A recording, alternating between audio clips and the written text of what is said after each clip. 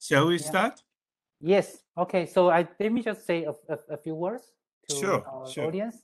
So okay, this is Chen Chunli, again the director of ICOE Taipei. On behalf of a host, I welcome all of you to participate our Day 2 Advanced Institute, KBA knowledge-based and action training course. So I hope, I see a lot of people already there. I hope during the day before yesterday's training course, day 1, you learn a lot, and hopefully today we will learn a lot more. Okay, so today we will have another also 4 lectures, and I will not go into the details, since you would certainly have a program in your hand. So I just give general our moderator, Ying Xian, as a science officer of ICOE Taipei, to help us to organize to proceed today's training course. Okay, Ying Xian. Hi. Hi. Hello, everyone. I'm Ying Xuan, the science officer of IRDR ICOE Taipei. I believe that you all know me already, because I emailed you a lot, and you also saw me yesterday. And for today's session, we will. I believe that you all have the updated program on your hand, right? And I will have a quick preview on it. So later we will have the first topic on social science perspective on OSS SR. And the first part will be DX for effective emergency response, leading by Dr. Haruo Hayashi. And another part of it will be U at risk, and leading by Shingo Suzuki, professor. And after that, we will have a short break for about 10 minutes. And after the break, we will enter the second topic called the engineering perspective on OSS. And we will talk about the DIAS system. And the topic will be leading by Toshio Koike, professor. And so after that, we will have another 10 minutes break.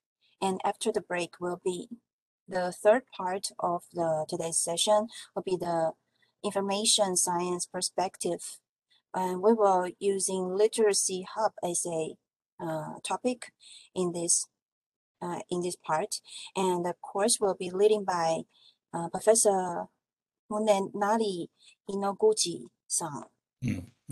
And the last part will be leading by a Dr. Shi and Xin-Yi Shi, and she will be talking about Taiwan's perspective of medical services and emergency response. And that's for the content today, and I hope you will enjoy it. And so we will we'll be quickly start the first part. Is that okay? Yeah. Okay, so we will talking about the social science perspective on OSS, and the first lecture will be Professor Dr. Haruo Hayashi. Yes. Please. Okay. So, can you see my slide? Yes. Okay. Yeah. So let me speak about the social science perspective of OSS for sustainability and resilience. The reason that I chose this title is because my academic background is social science. I was trained as a social psychologist when I was young, but when I get the job, I have been hit by a very large earthquake and tsunami disaster. After 40 days of my first appointment, So that's the reason I kind of end up with disaster researcher for the next almost 40 years. And then, but this lecture will last about 20 minutes, and then introduce the various types of OSS. The OSS is a system of systems for disaster risk reduction, which means OSS could have very different forms from one to the other. And then I can identify at least 4 different types of OSS, which I'm going to introduce, or all of us lecturers today are going to introduce in one way or another. And then this 4 types comes from our definition of resilience. If you look at the definition of disaster resilience provided by UNDRR in 2017, they said the resilience could be manifested at 3 different levels of entities. The one is individual, second one is community, and third one is nations. So individual is individual, okay? And then community is all types of human interactions. Nations maybe consist of institutions and laws and regulations and so forth, a kind of an impersonal entity. So these are 3 different distinctive entities that could have resilience. And then the relationship among those 3 entities kind of interact with each other or influence with each other, but then create 6 different interactional patterns. But in essence, we can identify these 4 different types of influences. The first one comes from nation to community, various communities. This is what the Sendai framework has intended in its mind. So the Sendai framework tried to promote nation to community approach. That's what they call national approach. And then the second type of case will be nations' influences to individuals, like a COVID-19. For example, the Japanese national government did a great amount of kind of a disaster awareness communication to let the nationals or individual people understand what they should do and what they shouldn't do, that kind of thing. And then third one is more like a private sector's attempt to improve themselves through interactions. The community and individuals kind of influence with each other. The last one is the results of these private sectors interaction that will push the nation's attempts to change. And these 4 different types of activities will be needed or do exist for the promotion of disaster resilience. And then I will introduce number 1 type example in terms of emergency response DX. Dr. Suzuki in this session will introduce a number 2 type approach.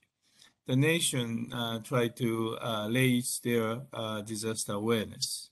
And then Professor Koike will introduce again that the number 1 type approach from engineering perspective. And then I believe that Professor Inoguchi will introduce type 3 introduction attempts to improve the private sector's disaster resilience. That's my introduction to the entire lectures for today. Then let me go back to type 1 and type 2 national strategy approach. It is basically focusing on national government as the agent to improve the disaster resilience. They work for local governments, business sectors, and civil societies to improve, upgrade, or increase their disaster resilience. And facilitator approach, which I introduced 2 days ago, the national government not directly approach to those local community or individuals or organizations, but they send out facilitators with the help from OSS and then work directly in the community or with individuals or with organizations. And that with this empowerment, the community itself or each individuals or various types of organizations do propose a new change for disaster risk reduction to a national government. That's a kind of 4 different types of OSS. And then I do believe that the OSS will help each of these 4 different types of activities. Then, that's the same picture that I showed yesterday. So in this picture, day before yesterday, so the facilitators and online systems help with each other to intervene as a kind of a catalyst for problem solving on site by the local stakeholders. Okay, and then this is my, since today I'm talking about social science aspects, the things that I'm going to focus on is emergency response and recovery. This picture shows the total view of the knowledge structure for disaster risk reduction. As you can see, as for prediction of hazard or disasters or prevention of disasters, they are obviously hazard bound. Even a disaster risk reduction field, earthquake people do not work with the meteorological disaster people. Each of the, depending on the hazards they are focusing on, they create their own communities.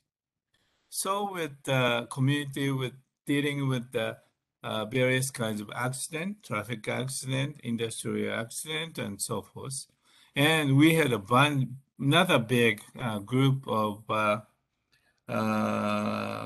risk hazard community dealing with the biological hazards or epidemics or pandemics. And then we have another independent group focusing on the terrorism, the security people, I would say. Okay, but for the emergency response and recovery, they are basically are generic in approach, which means that the emergency response may be basically identical for any types of hazards they are facing. Then recovery may be somewhat different depending on the types of hazard, because it's the recovery defined by the types of damage.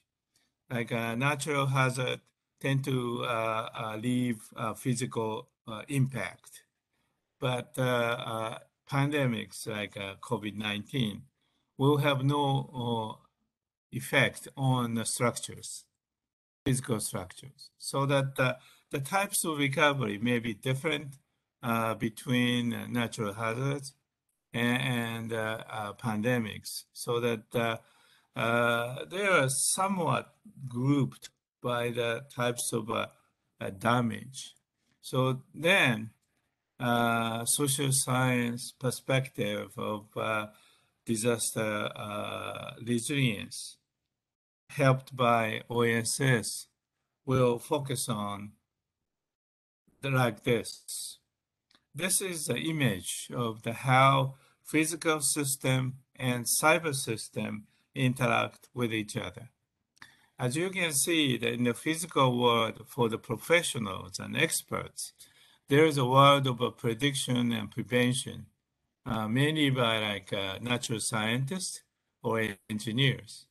So we have another independent world of emergency response, mainly taken care of by administrative people, with a little help from social scientists.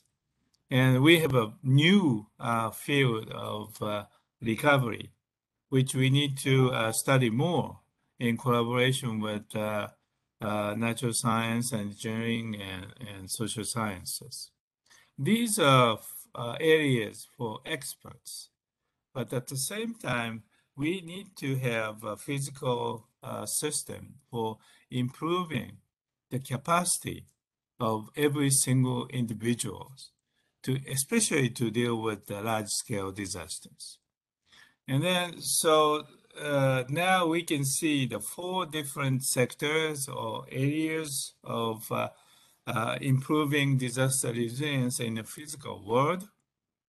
When these 4 different worlds has to be interconnected or be holistic or integrated. And then we can do that by providing good information products, which can integrate these 4 different worlds. And then the OSS is one of such a cyber system, which help to integrate various sectors together for improving disaster resilience. This evening, I would like to introduce a part of OSS, which especially focusing on emergency response. And then we are hoping to start this research program starting next year for the next 5 years. So we needed a new name.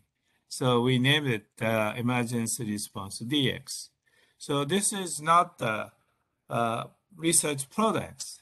This is just a research plan at this point, but I would like to share those plans with you. Okay.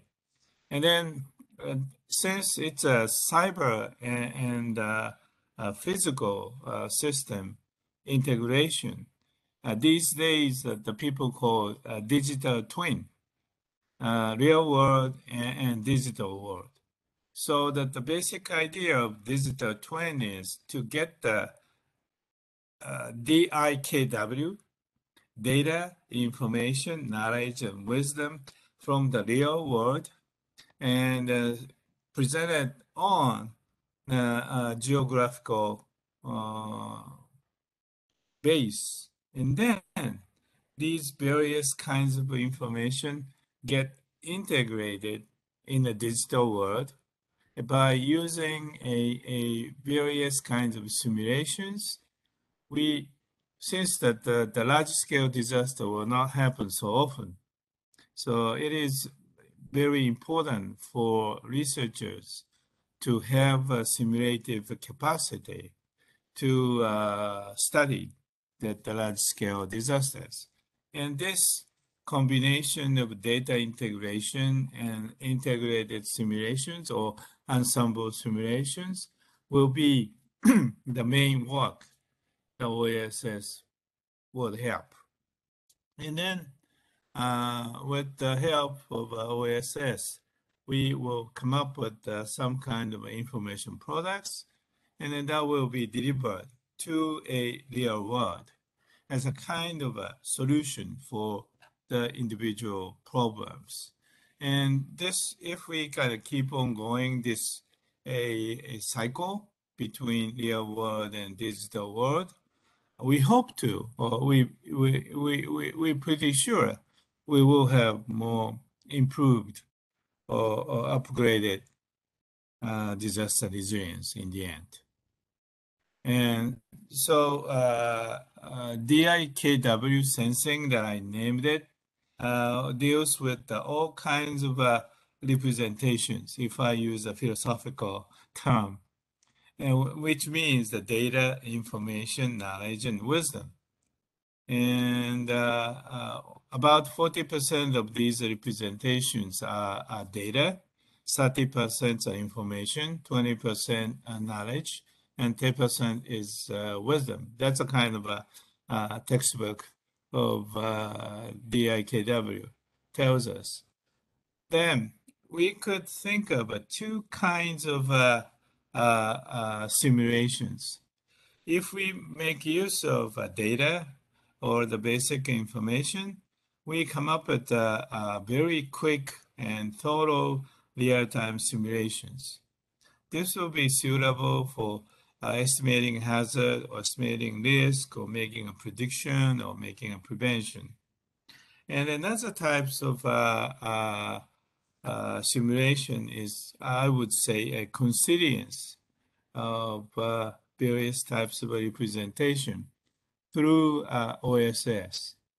That will end up with improved preparedness, more effective emergency response, and more quick recovery, or very high expectation for capacity building of individuals. And then now let me introduce the concrete image of emergency response DX, which will be studied between next year and 2026.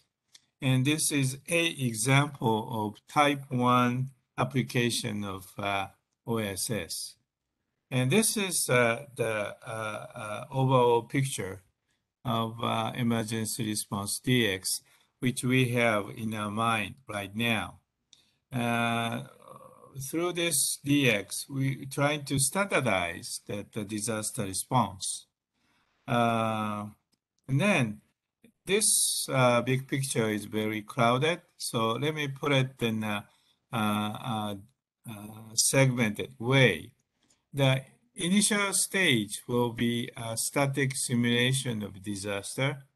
And this is a fairly well-established area in a disaster risk reduction.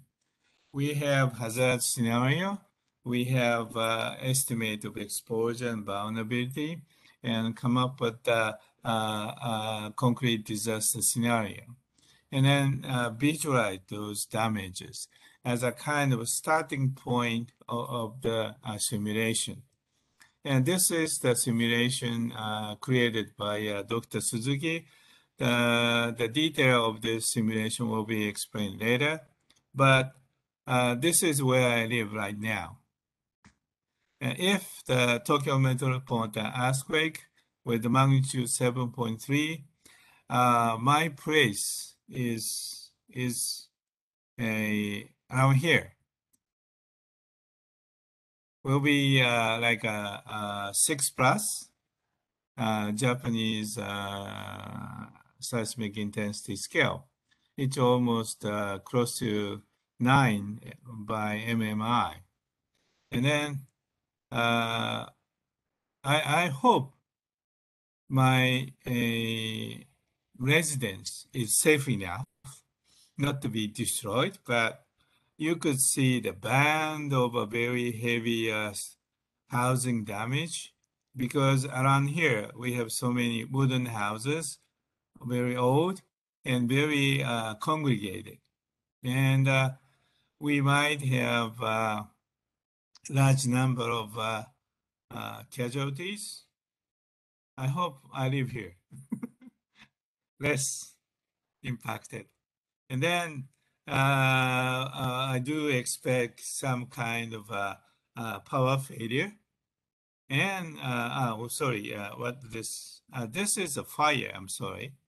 And this is the casualty.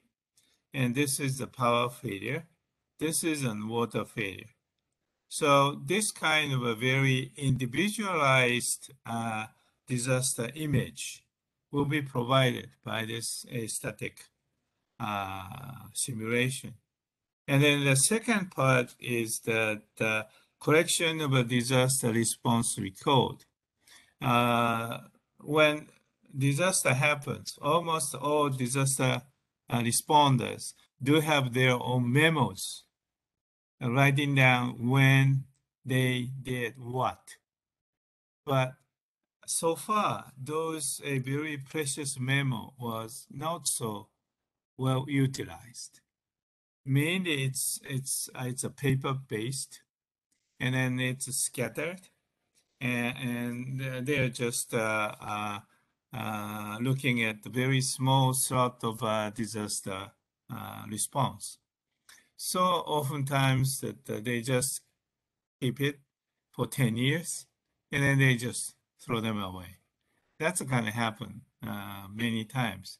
But with the help of ICT, we start typing in all my response at the exact moment that I do the action. We do develop this kind of system so that we provided this system for free for all the participants in this DX, so that we will accumulate various kind of records of disaster response. And then in a couple of years, we will be very rich in cases of how people respond to what types of disasters under what kind of circumstances and that kind of thing. By combining those visualized damage and emergency response processes, we will have like a so-called dynamic simulation.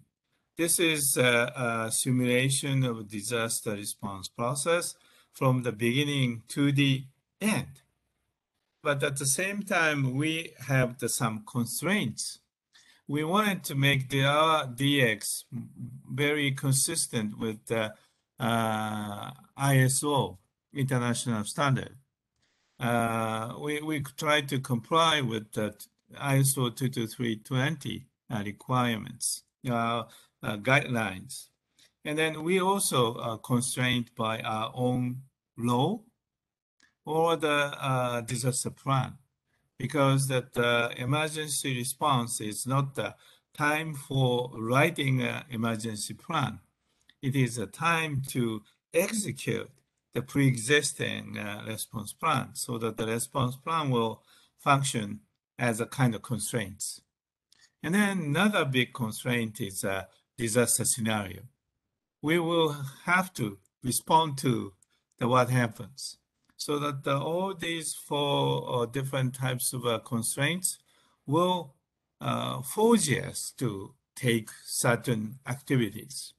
And then if these people take one types of activities, that will reflect it in emergency response processes, that will change the damage picture, and then that also solicit another round of activities. And then this round will keep on going until when the situations get settled.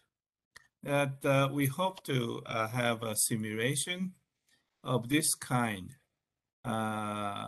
in the next 5 years. And then that's a big, ambitious plan, but we will start small so that at the level 1, we will deal with one single decision making at the single department. At the level 2, we try to expand to a single organization and try to simulate interactions among the departments for one operational period, maybe like 1 day. And then eventually, we hope to simulate interactions among various organizations for the entire event. But when we reach the number 3, I may not be in this world anymore, but hopefully we will try to condense our time to somehow encompass all these 3 levels. And this is it for today's presentation. Thank you very much for your patience. And then Suzuki-san will take over and make more valuable contributions. Thank you very Thank you. much. Can I start? Yes, please.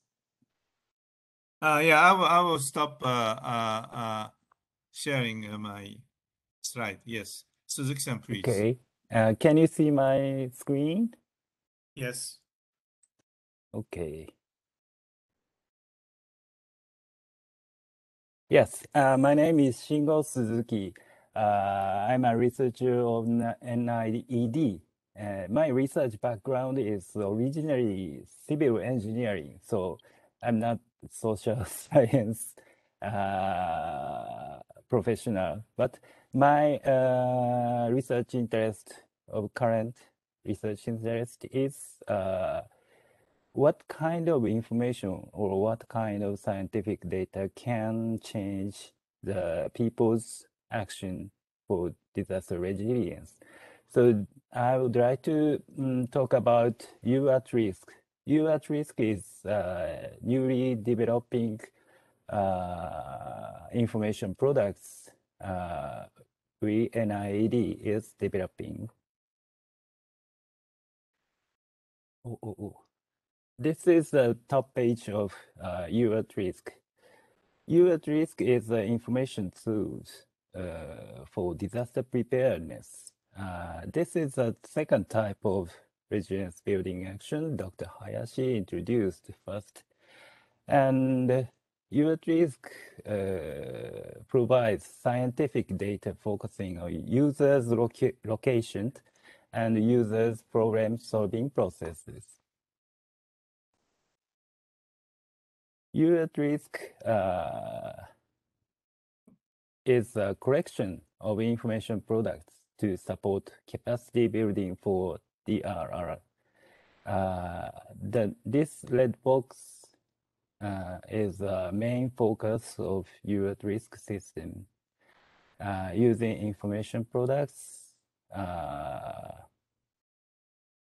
users build their capacity for DRR.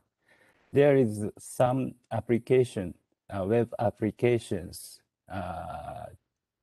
One is web applications to know your risk, and second is web applications to plan your evacuation, and third is to prepare for life during disaster. And we also collecting excellent web apps for preparedness. I'd like to show some example of You at Risk tools. This is 10 seconds earthquake diagnosis. This site defines scientific information by user's location. And this site will translate advanced data into easy to understand information for people. The users come to this site and only one tap diagnosis will start. If users click this,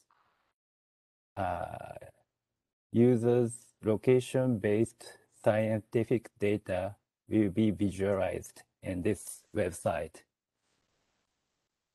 So there is no need to search the data you want from comprehensive database. This web application will do that based on your location. NID has a comprehensive seismic hazard database. NID seismic hazard map. But this database is too scientific, too professional data for people to understand. So there is a very difficult data for general people. So I changed the way of providing this data using users' location. One tap, if users tap the start button, then this site will extract data from this database by user location and visualize the data as a user-centered manner. This is a result of diagnosis. This is a sample. Earthquake hazard at your point within next 30 years will be seismic intensity 6 upper, maybe non-seismic building will, some of the building not earthquake resistant will be collapsed, and the probability of the occurrence would be the 9%. This is still scientific, so users cannot understand these kinds of data. But 9% within the 30 years, this probability is higher than the probability of death due to the cancer. So this probability is relatively high. And next, I connected the DIKW after this earthquake hazard prediction for people can image the earthquake disaster. So earthquake hazard data comes from earthquake expert. And then I connected a fragility curve from utilities expert. Then we can we can tell the disruption duration of UTDs like this. This is a duration of blackout. It will be 4 days in this place. And then I connected undesirable effect due to the blackout. This kind of information comes from various experts, especially social scientists or and so on. If I connect this data, the problems in your life, we can provide to the users. If blackout continues, no information from mobile or TV, and so on. The last, I connected the tips from various experts. So I can tell the necessary preparation in the case of blackout, lights and radios, and so on. For advanced users, I developed the earthquake disaster simulator. This is a static simulation Dr. Hayashi is introduced. For users who want to check the feasibility of business continuity planning, or for users to do disaster education, these apps will be used. Will be useful. And this site can simulate various types and various scale of earthquake disaster anywhere in Japan virtually. So if the user set the parameter, epicenter and magnitude and depth and seasons and time and lifeline recovery speed, and click the execute button, the simulation will start. And this simulator gives users seismic intensity distribution and water supply disruption, or building damage, casualties, or blackout duration, gas supply disruption duration, and highway closure. A lot of data after the earthquake is provided to the users. When I go back to the Dr. Hayashi's figure of digital twin, I can illustrate this. In the development of these kind of simulations, we correct the damage and the experience from the past disaster, and we correct the data of hazards, assets, or some indicators in GIS data, and integrate them to fragility curves or undesirable effects and its interaction, interdependency, and interconnection, and tips and GPS.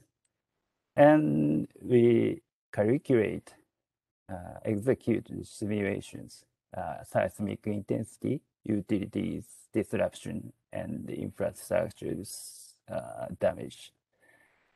And the result of this simulation and data integration will be back as information products to the user for preparedness based on users' condition, locations, or problem, or their needs. This is also the example of EuroTrisk tools. This is problem-solving support tools for evacuation planning. The point of this tool is navigate the data and tools according to thinking process. This is an example of flood evacuation. There is a steps to plan flood evacuation. Check the risk of your web point, and next decide where to evacuate, and next decide how to evacuate, and when you evacuate. These steps converted into these panels, sequential panels, and user will do these kind of work in each panel step by step. Yes, the point of this tool is providing data and tools in step-by-step manner. By doing so, users can we can provide only necessary data to a user at the necessary timing. So this is a step 2. First step, you will find your place in the map. And second, hazard map layer will override and look at the hazard map and think about what to do is a second step. And third step, in the third step, evacuation site will be overlaid and find out where and users can find out where you can evacuate. And the fourth step is let's think about the route to the evacuation destination. In this step, route search function will be added to the display. So only necessary data, only necessary tool for those each steps will be added step by step. And this kind of tool development, in this tool development,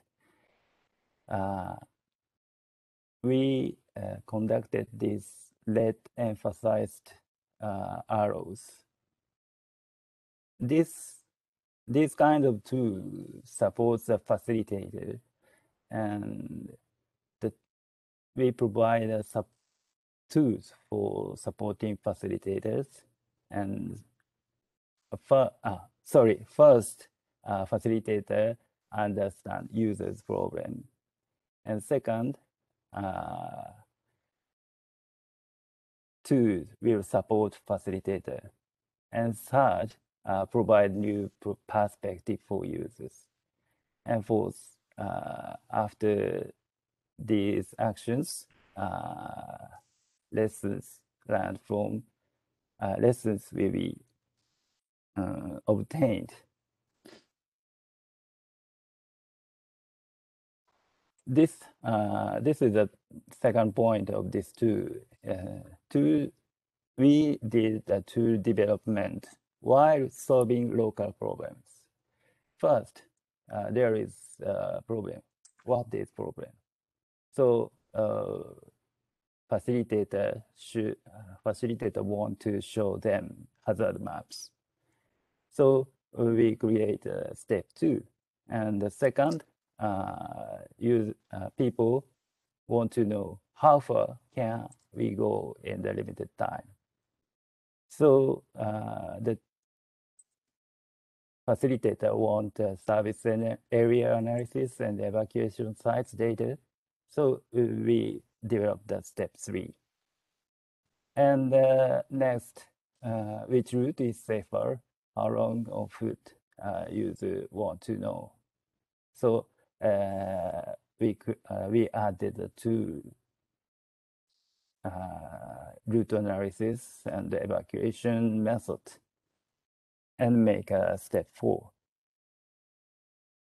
And this sequential set of 2 will be the lessons learned from problem solving at field.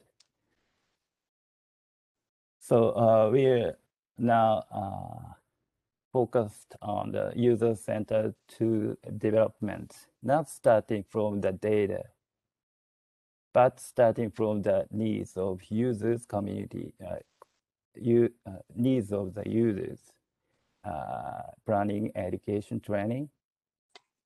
And these needs will select or develop two simulator planner or MEDI. And these two will integrate information products, hazard assessment, damage estimation, or other functions, GIS functions. And these kinds of information product service will come from databases and papers of testers and experiences. That's all for my presentation. Thank you for kind attention.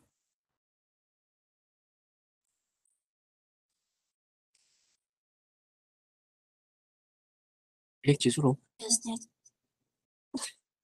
Hi, thank you very much for Professor Hayashi and Professor Shingo. Professor Suzuki, I'm sorry. And so, it's time for us to take a break. So, is everyone okay? Okay, so let's have a break, and I'll see you in 10 minutes. Good talk.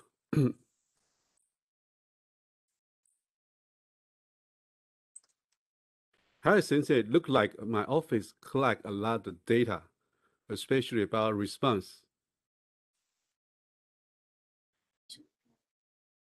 有人提问， Hi, Sensei. You should unmute yourself first. Yeah, that's a great treasure, as a matter of fact. So Yeah. why don't we share the information together?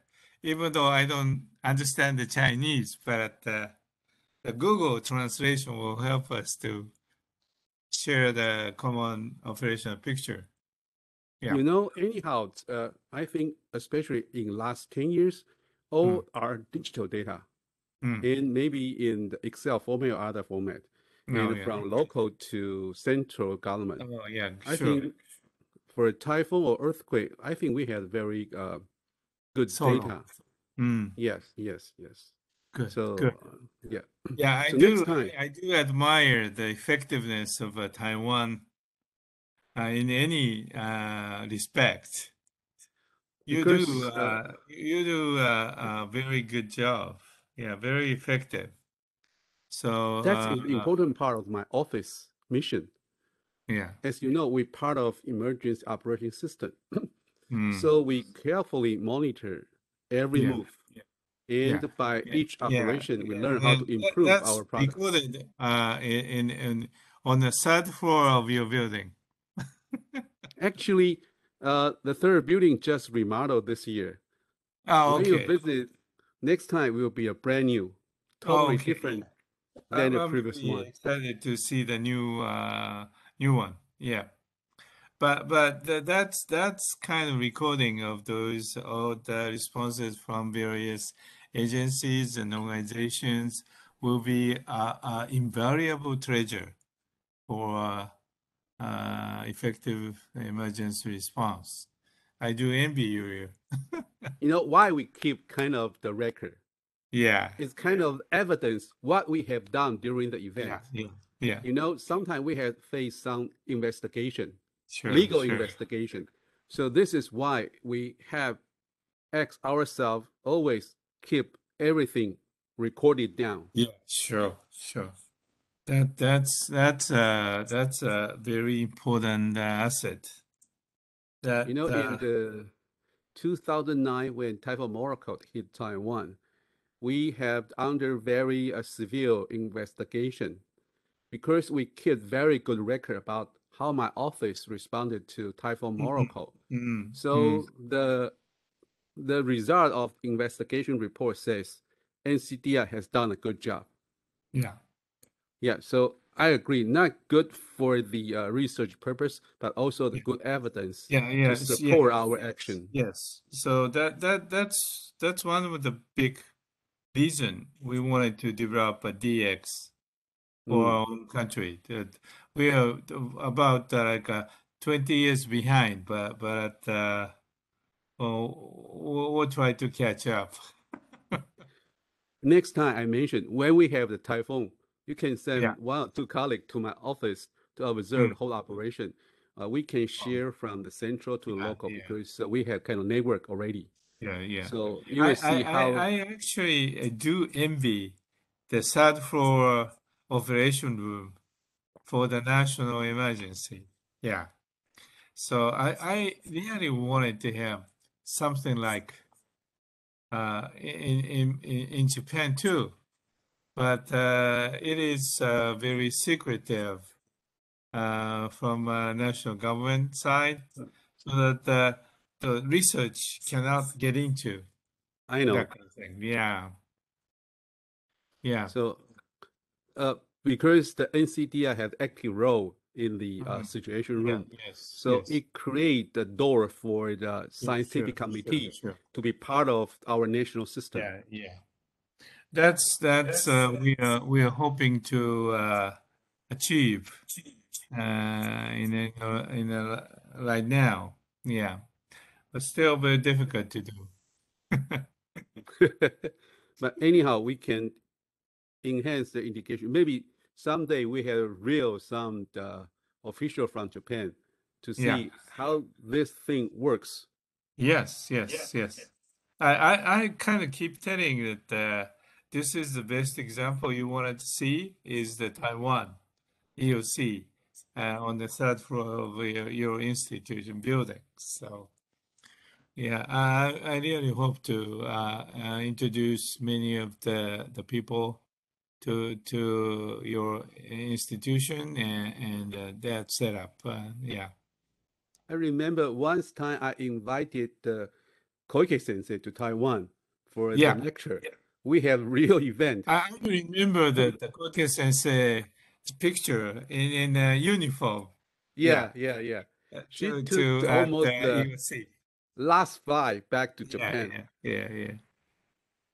And that's a very strong one. I remember the whole Taipei city, we have 2 days off because that typhoon. But every participant were so excited because some of them the first time to experience typhoon, but they can observe how my office operate, especially by scientific tour. But compare then right now, our product improve a lot. Yeah. 2 days ago, I had a chance to learn that the recent development. It's keep on growing, and that's wonderful. Yeah. Okay. Yeah. So I think section will continue. Yes. Yes. Thank you. Never-ending stories. Yeah. Okay. Okay. Should we go back to the session?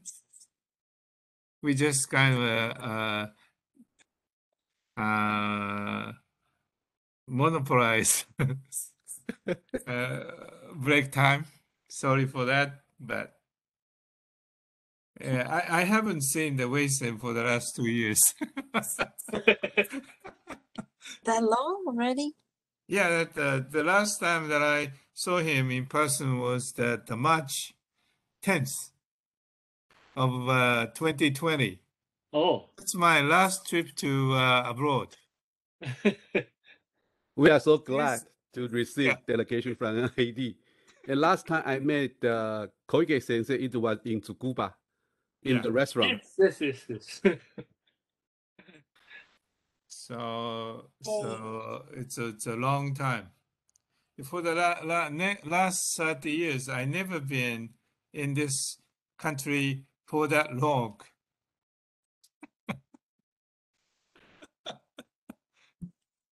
Hey. It's a joke, but yes. Let's go back to That's the inside joke. 7 years. Yeah. Okay. Yes. So hi, welcome back everyone, and now we are going to welcome Professor Toshio Koike to give us his perspective with engineering on DIAS system. Please, Dr. Koike. Can you see my screen? Yes. Yes. Okay. Professor Hayashi requested me to introduce the data integration analysis system DIAS as a engineering perspective. The why we developed this system. We consider the meaning of the scientific knowledge. Firstly, we made a hypothesis and developed a model, and or do an experiment and observation and get a factual knowledge. And this process is called as the deductive inference. The back way, that is inductive inference. So we usually derive these two paths, and then develop scientific knowledge. Scientific knowledge is defined as a formal knowledge, which can be transferred and shared among the vast amount of factual knowledge. So our scientists, we are producing this scientific knowledge by deriving these two paths and publish a paper at the journal or join this type of the conference. So that is our action. Especially during the last century, due to the explosive increase of scientific knowledge, we mainly differentiate and systematize our knowledge. That is a discipline. So large number of the disciplines have been developed. So this is our path which we took. But through this activity, we found several problems. For example, accumulated subsystem knowledge cannot be reflected to holistic knowledge. And also, effect of the whole system cannot be involved in a targeted system, subsystem. So that's why we are far from fundamental solution of issues, for example, disaster risk reduction across the disciplines. So that's why we need the interdisciplinary approach. Basically, I myself, I'm now working in natural world, and in cooperation with Professor Hayashi, we also working in socioeconomic world or recognition world. We can identify the very big gap, as Professor Hayashi established these three systems, the sociological the approach, and engineering approach, and information science approach. So based on this the differentiation we recognize. So we need to develop some bridge between the natural world and socioeconomic and recognition world. That is a transdisciplinary approach. So how can we promote this interdisciplinary and transdisciplinary approach? If there are issues, large types of or various types of the stakeholders try to solve the issue. to solve the issue, we need science and technological knowledge. For example, climate change, water, food, energy, health. And by that is my field. Citizen, policymaker, the river manager, NGO, and farmers. They are the typical stakeholders. And the hydrology, climatology, engineering, agriculture, ecology, remote sensing, GIS, and information science and technology. We need to work together, but as I mentioned, differentiation and systematization, we have a gap, well, a kind of the walls between the discipline. So how can we solve this problem? So firstly, we need to share the data and information. That is the first step. I skipped the 2 slides yesterday, the day before yesterday, but I would use the slide again. With regard to the approach of the climate change adaptation, we need to analyze various types of the climate model by conjunction with the observation data set. We need to downscale, we need to collect the bias, quantify the uncertainty. Then the output can be used as a water simulation prediction and management system, including the various their targets. And we can identify the impact of the extreme event and regime shift. They are closely related to the societal condition, including the environment and the socioeconomics and the culture and history. Then we can implement the holistic impact assessment.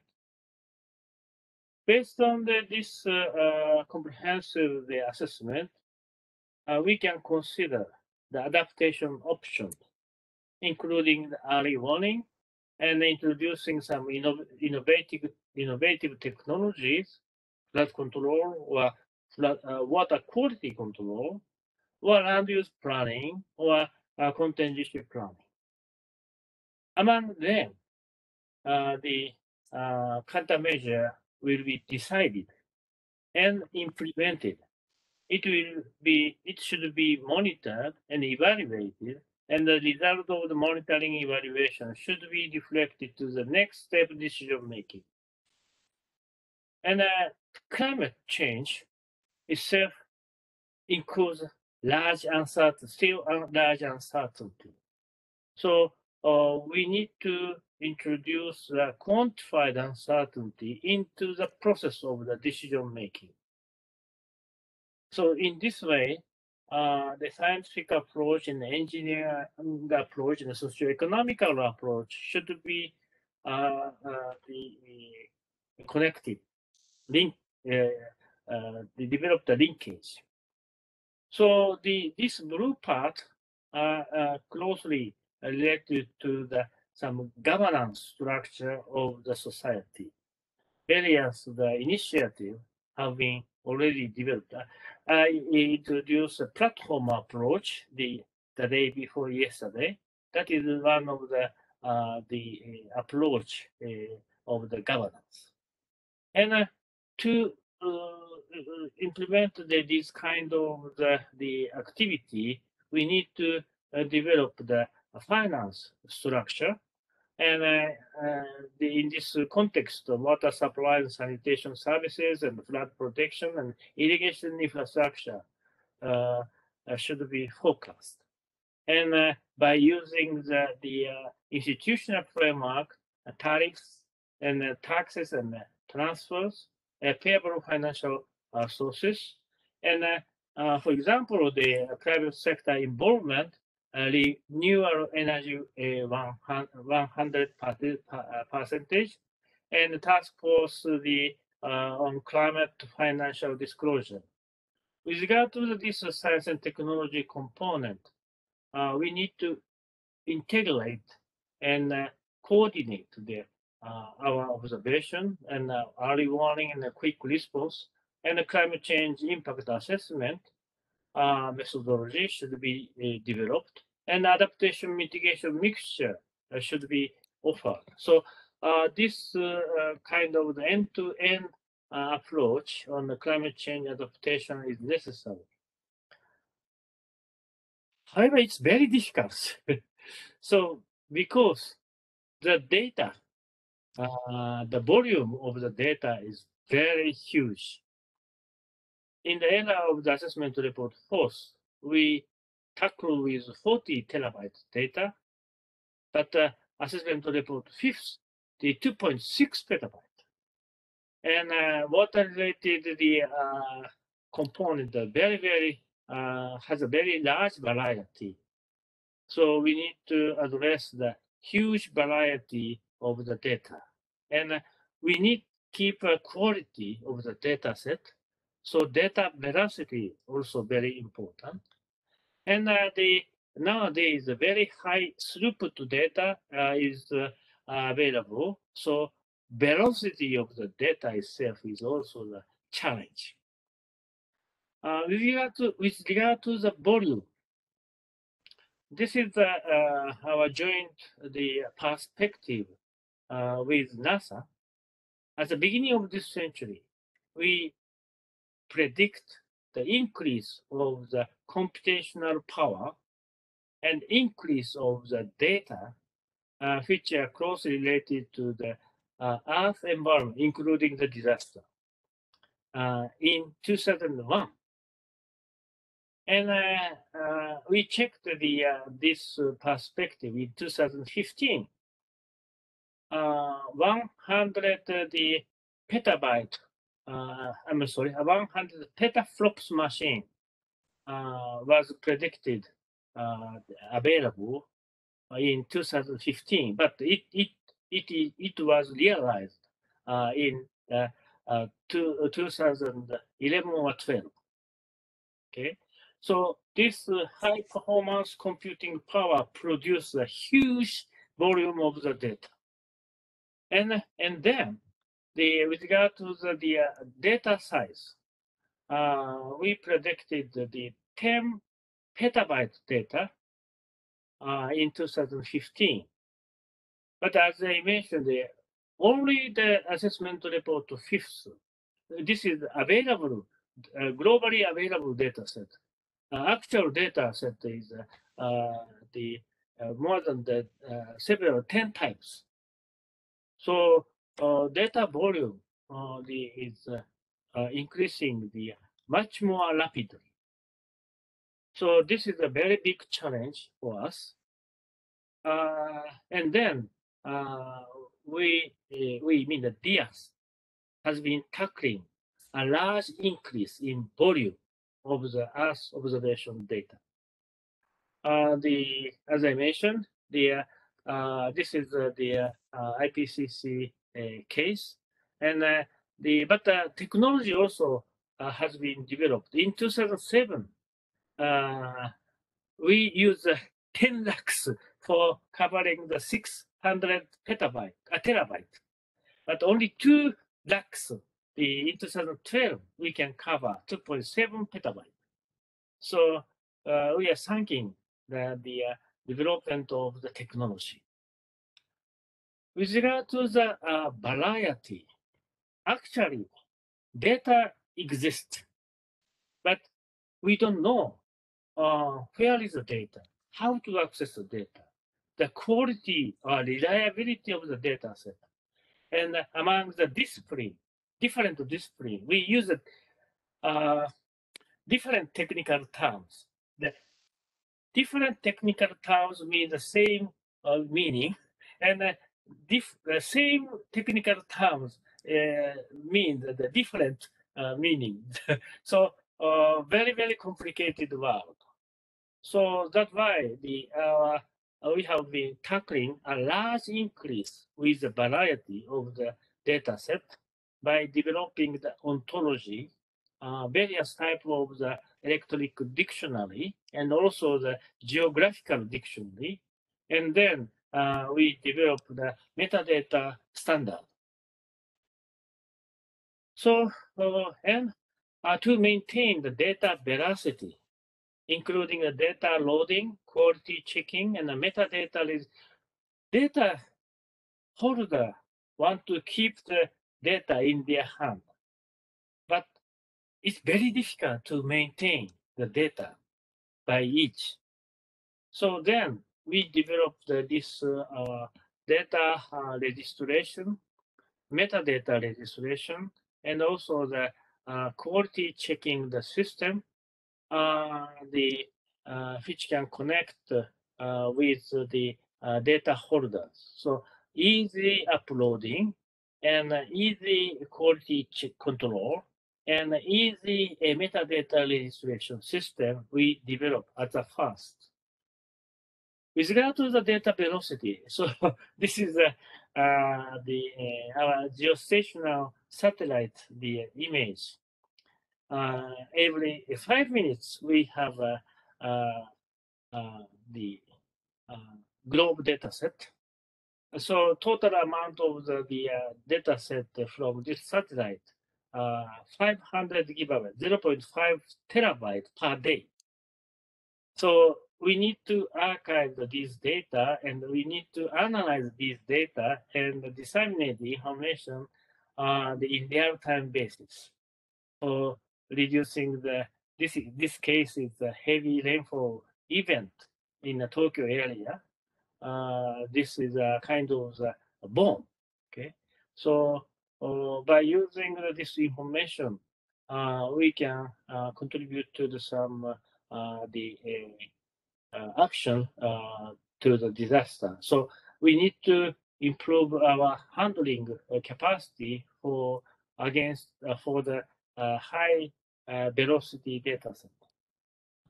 So then between the two laboratories, my device engineering laboratory and one IT lead scientist laboratory start to work together really at the beginning of this century.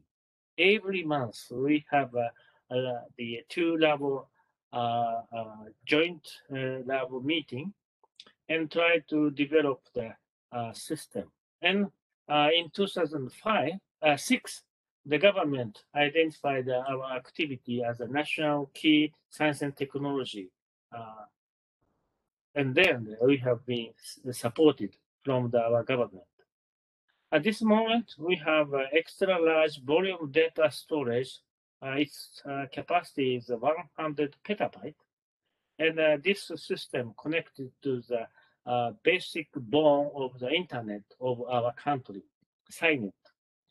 And based on this data infrastructure, our colleagues of the IT group working to develop a data archiving system and data search and download system and data processing system to support the various discipline community.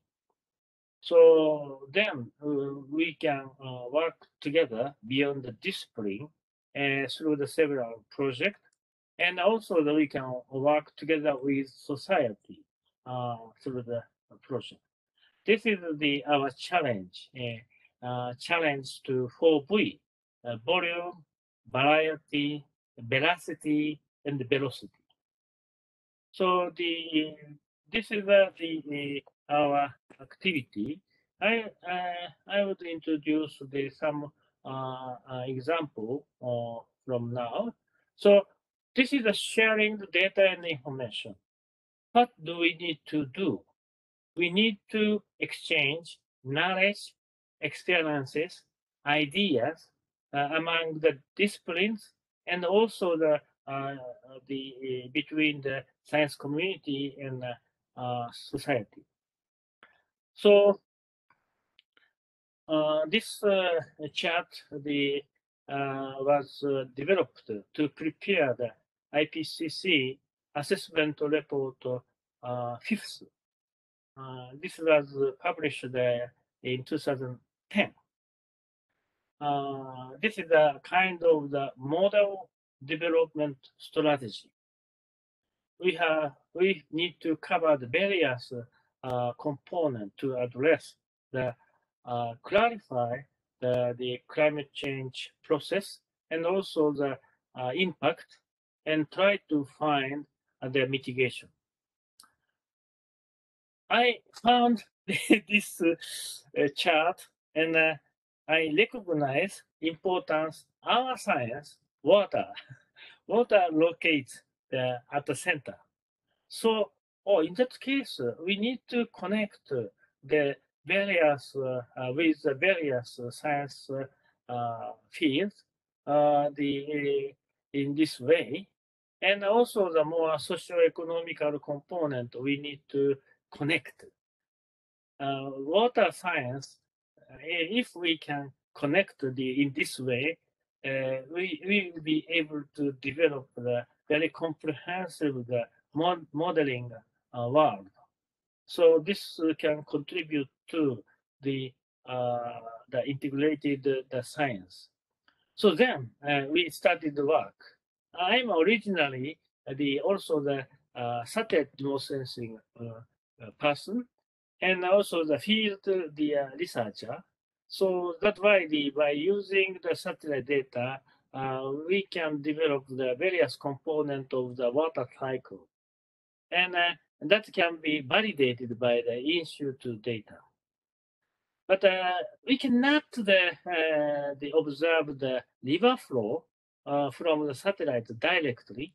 So then we developed the model, and then we can simulate the river flow. This model also can simulate the various hydrological components. This is our work on hydrology, but in collaboration with meteorological community, weather prediction, seasonal prediction, and climate projection data sets can be used after the evaluation bias correction as an input into our model. So then we can predict our future. And data simulation is a very, very powerful tool for getting the physically consistent output. So that can be used for our purpose. And then we can develop the integrated water resources management and also the climate change adaptation. This is our science and of the scientific contribution of hydrometeorology and climatology. This is my job. But we need to work together with our colleagues, the water quality, agriculture, or biodiversity. So they have their the model or indices, and but almost all component of their output, their model needs water, and also the satellite data, and also the predicted meteorological output. So then we can connect the models and address to the urban environmental conservation, integrated water resource management, and also the agricultural support, climate change adaptation, and also the socioeconomic and recognition information. And then we can provide usable information of the river basin management for reducing the water-related disaster. So we have been developing this kind of the model connection or model integration one by one. Due to the limited time there, I just only one example. By coupling these components, we connect our hydrological model and the vegetation growth model. And by using this model, we can simulate the agricultural drought by using this couple model.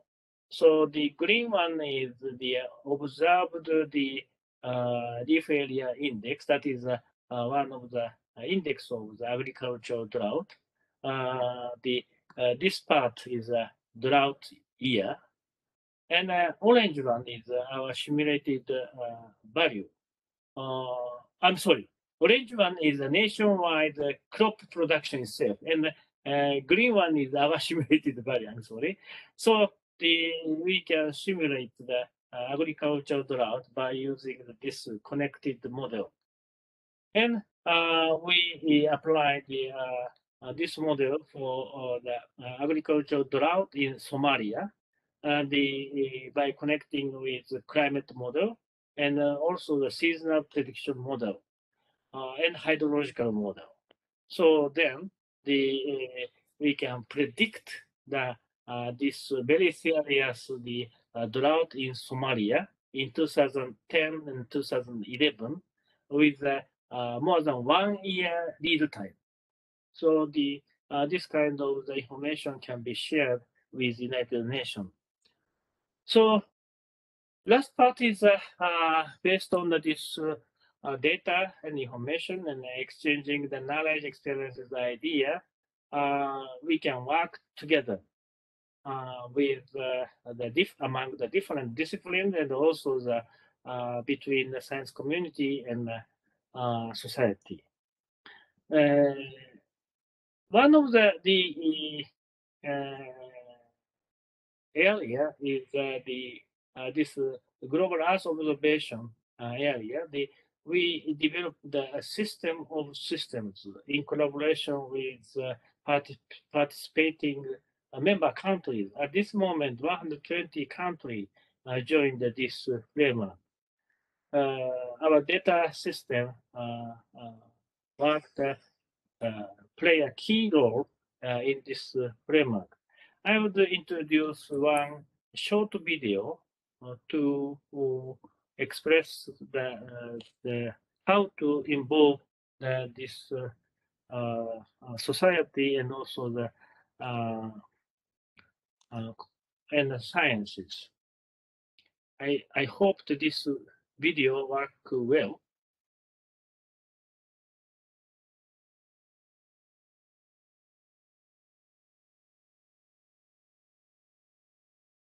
Oh, you cannot hear.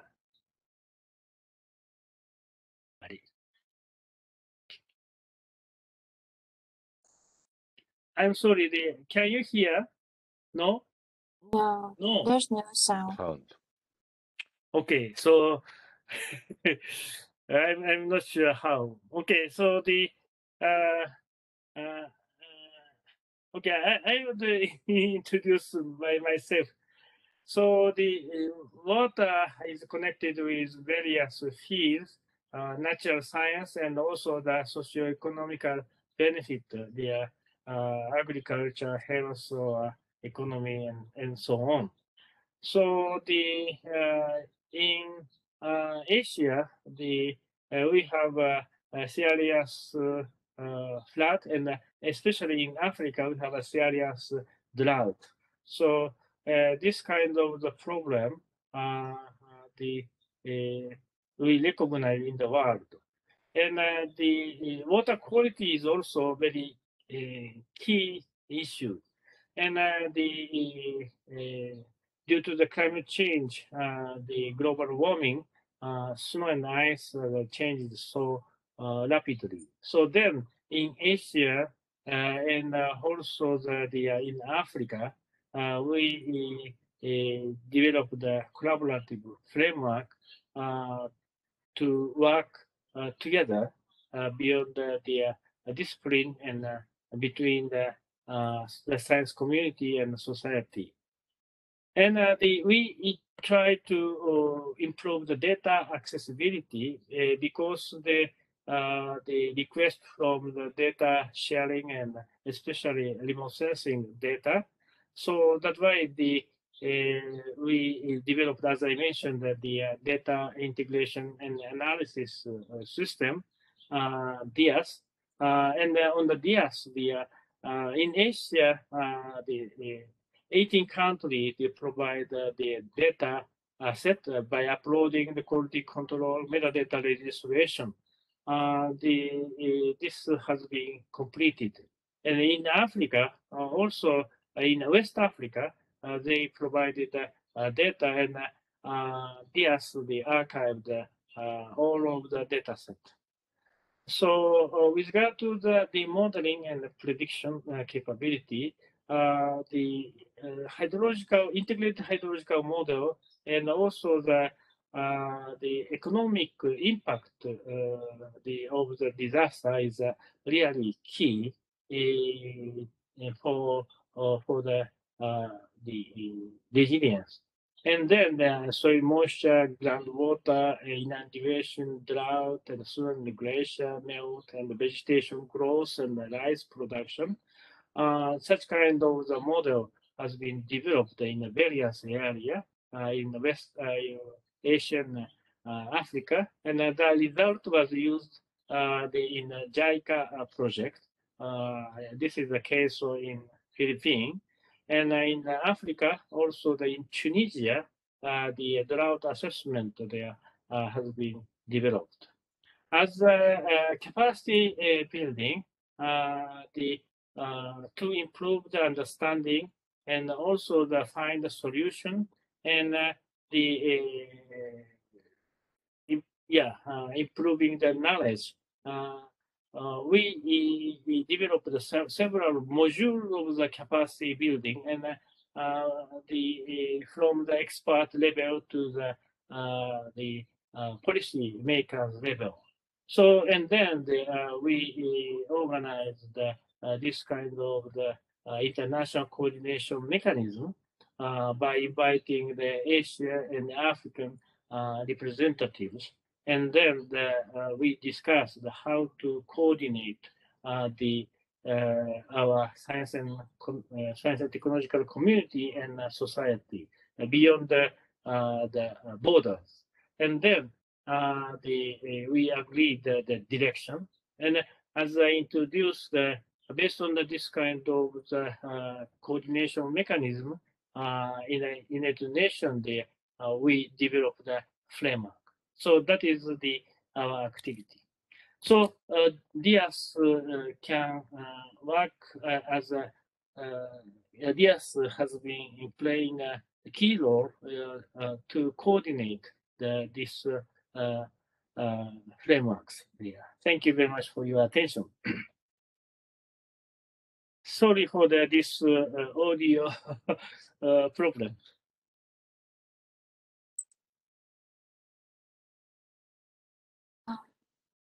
No problem, Professor Koike. We can understand it very well by your how to say that, explanation. So we still have a couple of about 5 minutes because Professor Koike has ended earlier. Is there anyone wants to bring up some questions or discussions?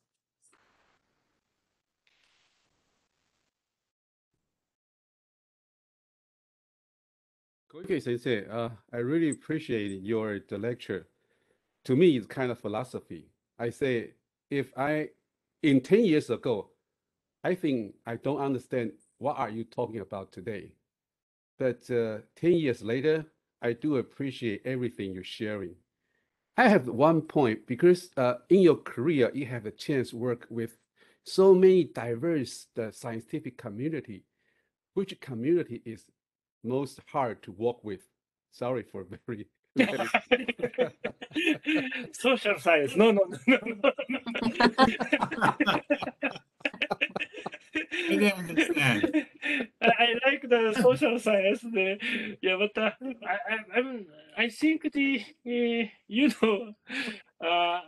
I'm a hydrology person. In the Department of Civil Engineering, we have a hydrology science and hydraulic science. Oh, okay. Yeah. Very, very close. I also civil engineer. But very difficult to work together. I understand, because I'm also civil engineer. I I okay. study hydrology and geolitics. They're two different subjects. Yeah. This is a joke, but yeah, beyond the discipline, if we can share the what they say, benefit among the scientists, if we can share the benefit to work together, maybe there is no the wall border, but and with regard to the between the science community and the society, also if we can share and visualize the possible benefit, we can work together very easily. Agree.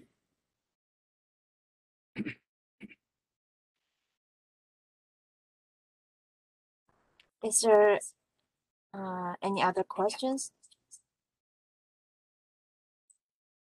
So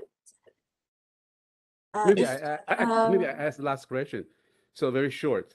Koike Sensei, from your observation, in next decade, how the climate change adaptation will reshape our life? Climate change adaptation. Adaptation will. Okay, How so this will is a it- very, very important question. As we are now discussing about the disaster resilience, disaster resilience itself is the most important adaptation measure, I believe. And also the resilience, the strengthened resilience, as we include that idea into our recommendation, the resilience can contribute to the enabling the sustainability. So climate change adaptation, I think climate change adaptation, we need to consider climate change adaptation is a very good opportunity for enabling sustainability in the world. So that is my understanding. ありがとうございます。 I'm sorry, Rachel and I have to leave at the within 5 minutes. So I will not be here today. But the third meeting and fourth meeting, I will join again. thank you, Professor Koike. Okay, so I'll see you tomorrow. And so if you haven't framed your questions and you still have something you want to say, please leave your questions or comments in the chat box, or you can just email me directly. We will still have time for the fourth day session to have a deeper discussion on everything. Okay, so let's have a 10 minutes break and take some time to have a cup of water. I'll see you in 10 minutes.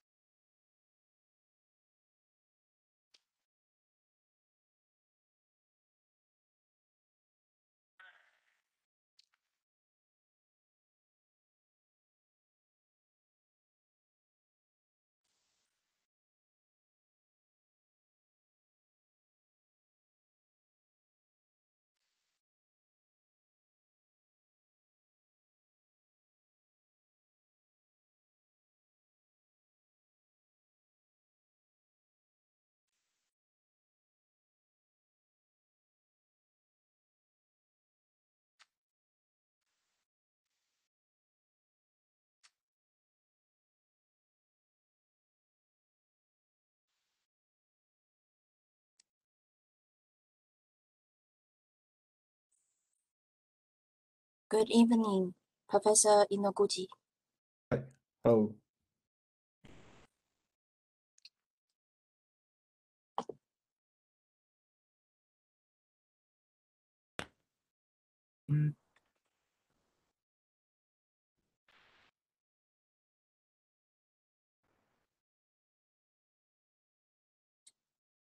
Hello, welcome back, everyone. We're now about to start the next topic. We're talking about information science perspective on OSS, and the topic will be leading by Professor Minenari Inoguchi. I'm sorry to pronounce. It's very difficult to pronounce my name. Not at all. Okay, so please, Professor Inoguchi. Yeah, can you see my presentations? My screen? Yeah. Thank you. Yes. And hello, everyone. I'm Munenari Inoguchi from University of Toyama. And today I will talk about the information science perspective on OSS-SR. And this is the case study of the literacy hub. Next. And first of all, I will introduce my research history from when I am childhood and I studied the programming skill by myself.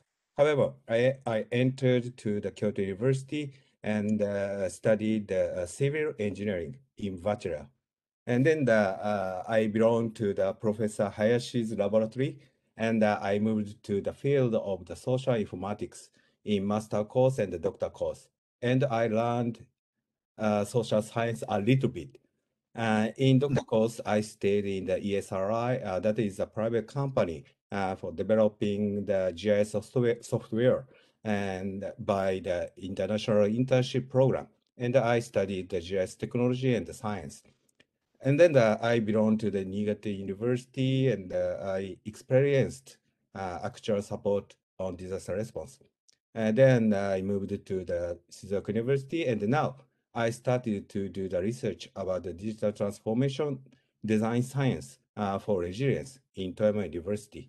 Probably this history is the reason why I will make a presentation about the information science perspective today. Anyway, firstly, I will review definition of the OSSSR before my main topics. In my slides, there are a lot of slides and texts, so please catch up only the letters with bold style or underline in this session, and please read others later on the PDF.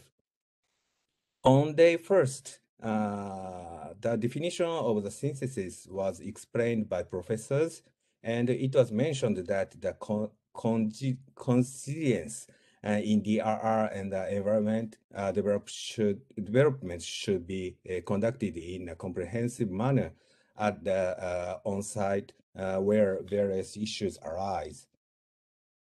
Furthermore, it was mentioned that it is necessary to create a consilience knowledge base and cultivate and increase human resources who will undertake development and management of the knowledge base. And necessity of creating the consilience knowledge base was mentioned, as you remember. By the Japan Science Council, it was recommended that the scientific community should develop the OSS to promote DRR and sustainable development. Probably as you remember that.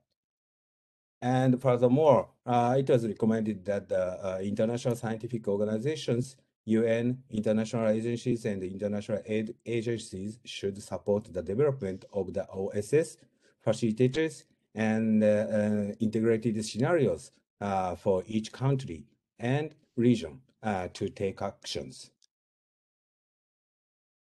Based on those recommendations, we have to develop the kind of the OSSSR urgently. Japan Science Council said also that the consilience knowledge base should not be just a search engine term.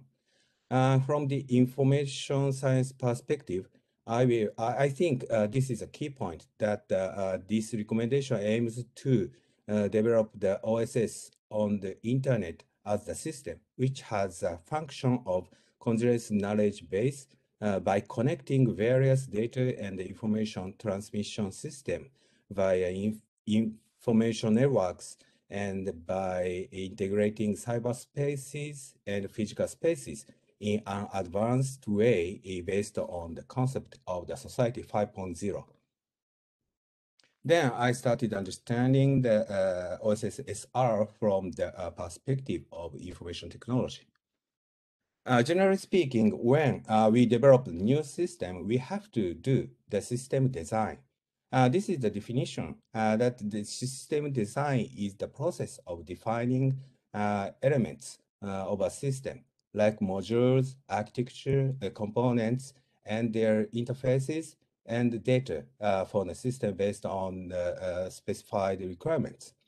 It is the process of defining, developing, and designing systems which satisfy the specific needs and requirements of business or organizations. And the systemic approach is required for the coherent and well-running system. And the methodology also defined that is consists of the 3 steps. First is the architectural design, the second is the logical design, and the third is the physical design.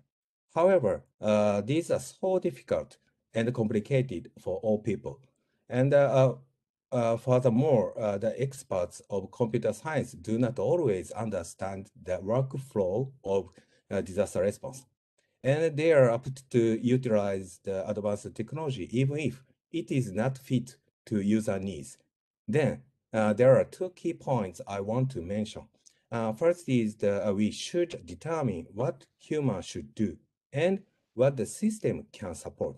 This means designing the effective collaboration between human and systems. And another one is we should imagine how long the system can be utilized. This means understanding the life cycle of advanced technologies. Well, probably you have heard those words shown in this slide relating with the information communication technology for disaster response. Especially in Japan, we focused on exploring non-structural measures and developing rescue robots and some kinds of the information integration system. This was just 20 or 30 years ago. At that time, we were affected by Hanshin Awaji earthquake in 1995. Indeed, in these 10 years, drone, AI, artificial intelligence, social networks, and big data are expected for effective and efficient disaster response. And let us review the history of the ICT utilization for disaster response. This is a picture of the headquarters of disaster response at Hanshin Awaji earthquake occurred in 1995. That was 25 years ago. You can find that there was no personal computer in this picture, and everyone responded to disaster with paper and a hardwired telephone. After that, we had mobile phones, but it was huge and heavy at the time, and the mobile phone got lightweight, and it was changed to smartphone that you have now.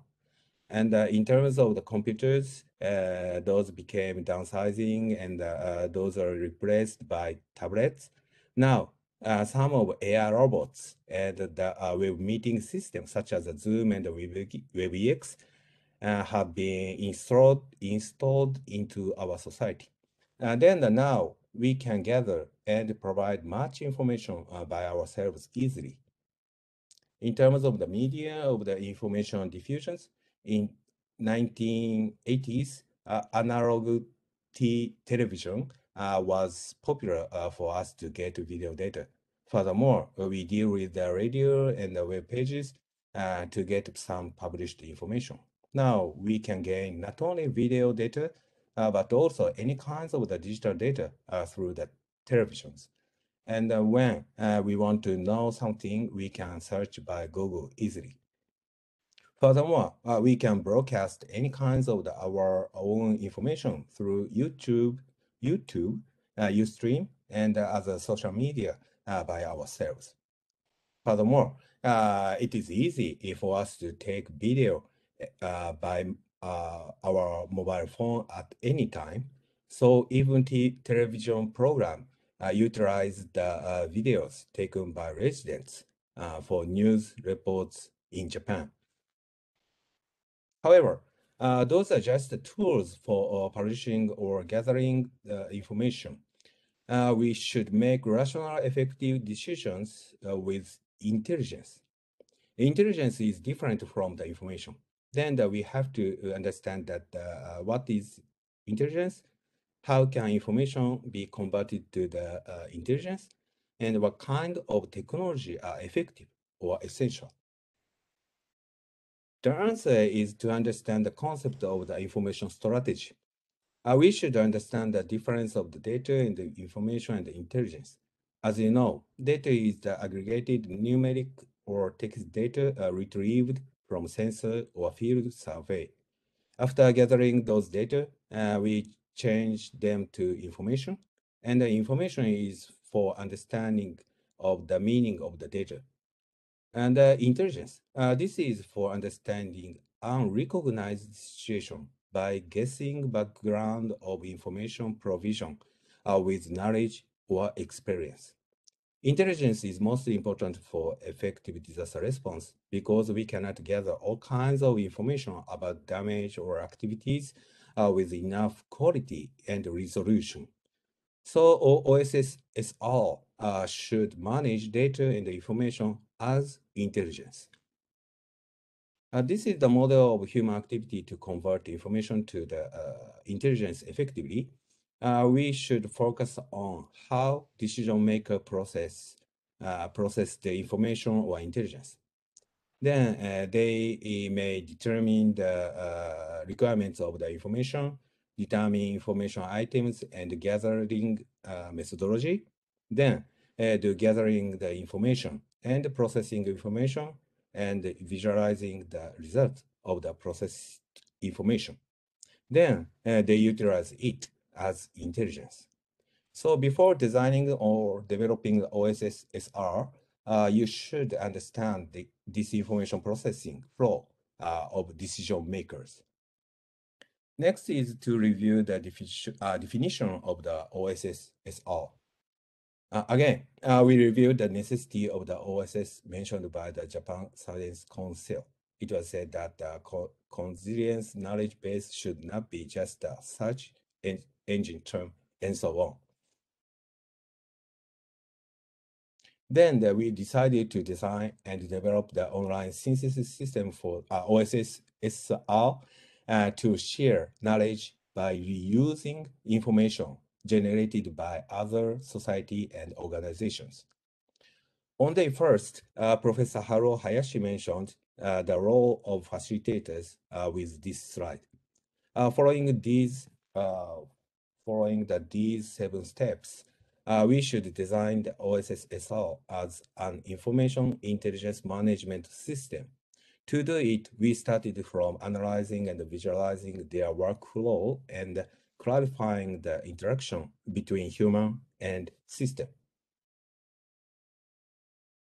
And to analyzing it, there are many kinds of the modeling language. I think IP map, information product map approach is old modeling way. However, it is very easy to utilize. This approach is developed by George Shankaranarayanan in 2000. This modeling method focuses on the interaction of human and database, considering that amount of the interaction from human to database could affect the quality of data stored in the database. On the other hand, if we manage those interactions effectively, the quality of data could be kept in high quality, or we can make it high. For example, when an user access to an article or data, and he or she will find some mistake, he or she fix it Or if there is bad quality data, anyone will not use it, and the data could be disappeared in the recommendation list. So the human interaction is very important way to control the data quality. And then this figure shows the basic flow of utilizing OSS-SR that we had designed. In our system of OSS-SR, knowledge was composed in an article that is like a website. So no website and PowerPoint file or a document file to everything. We call them article. And firstly, users search the knowledge article by not only keywords but also some index of location and keywords. Then the OSS retrieved any relevant articles. Then users save them in source pack, which is like a favorite bookmarks. Then the users select the sum of template from the smart art box, such as a matrix or hierarchy or chain structure and so on. And then they accumulate or organize the articles in from the source pack with the template. Then they can gain the accumulated knowledge. After that, they share the accumulated knowledge with others. Other users can refer not only the accumulated knowledge, but also the framework. In Japan, the common framework or model for accumulated wisdom is called kata. This is the kata. And this process generates kata, and OSS-SR should share the kata with facilitators. Turning this cycle continuously, the kata could be settled in facilitators. Then we decided to develop the system which support for promoting this cycle. And then we detecting the functions that should be installed on OSS-SR. Most important function is that users can organize any kinds of the knowledge by themselves following the kata.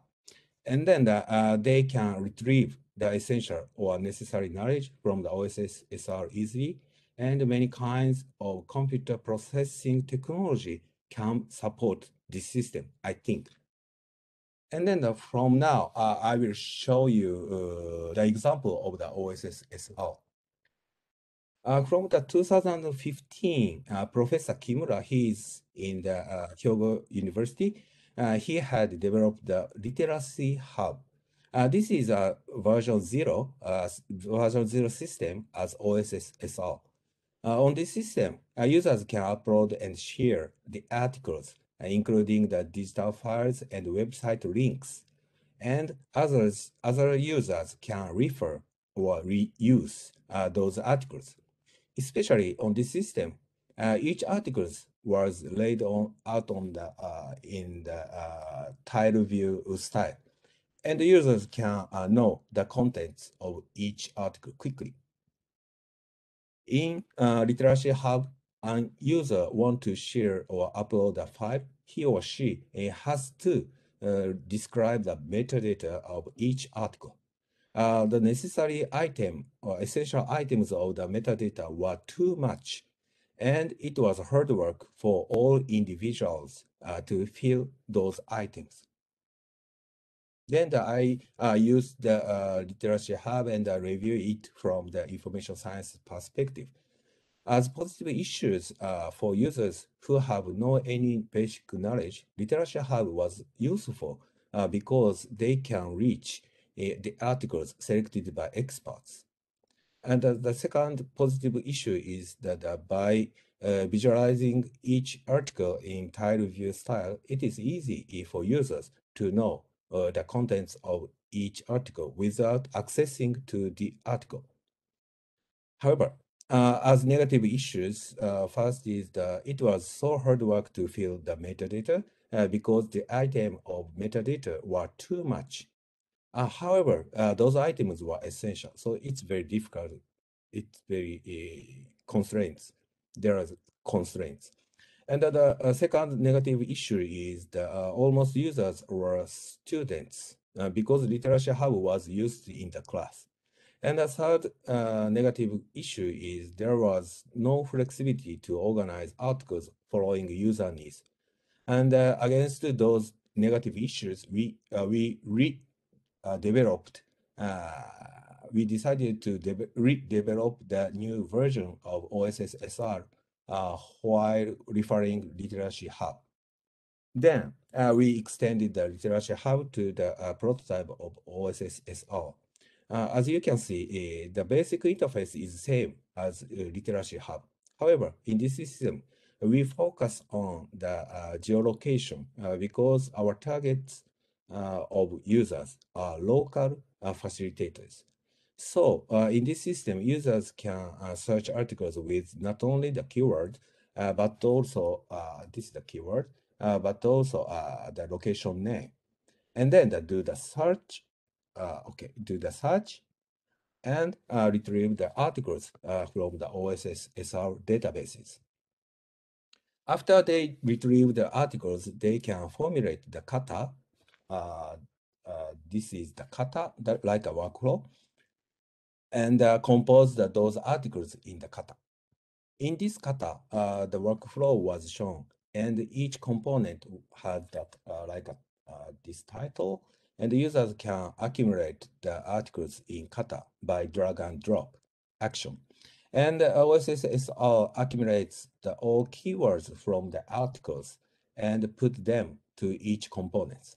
Furthermore, this OSS SR can save the result of this accumulation as a file with JSON style and share it with others.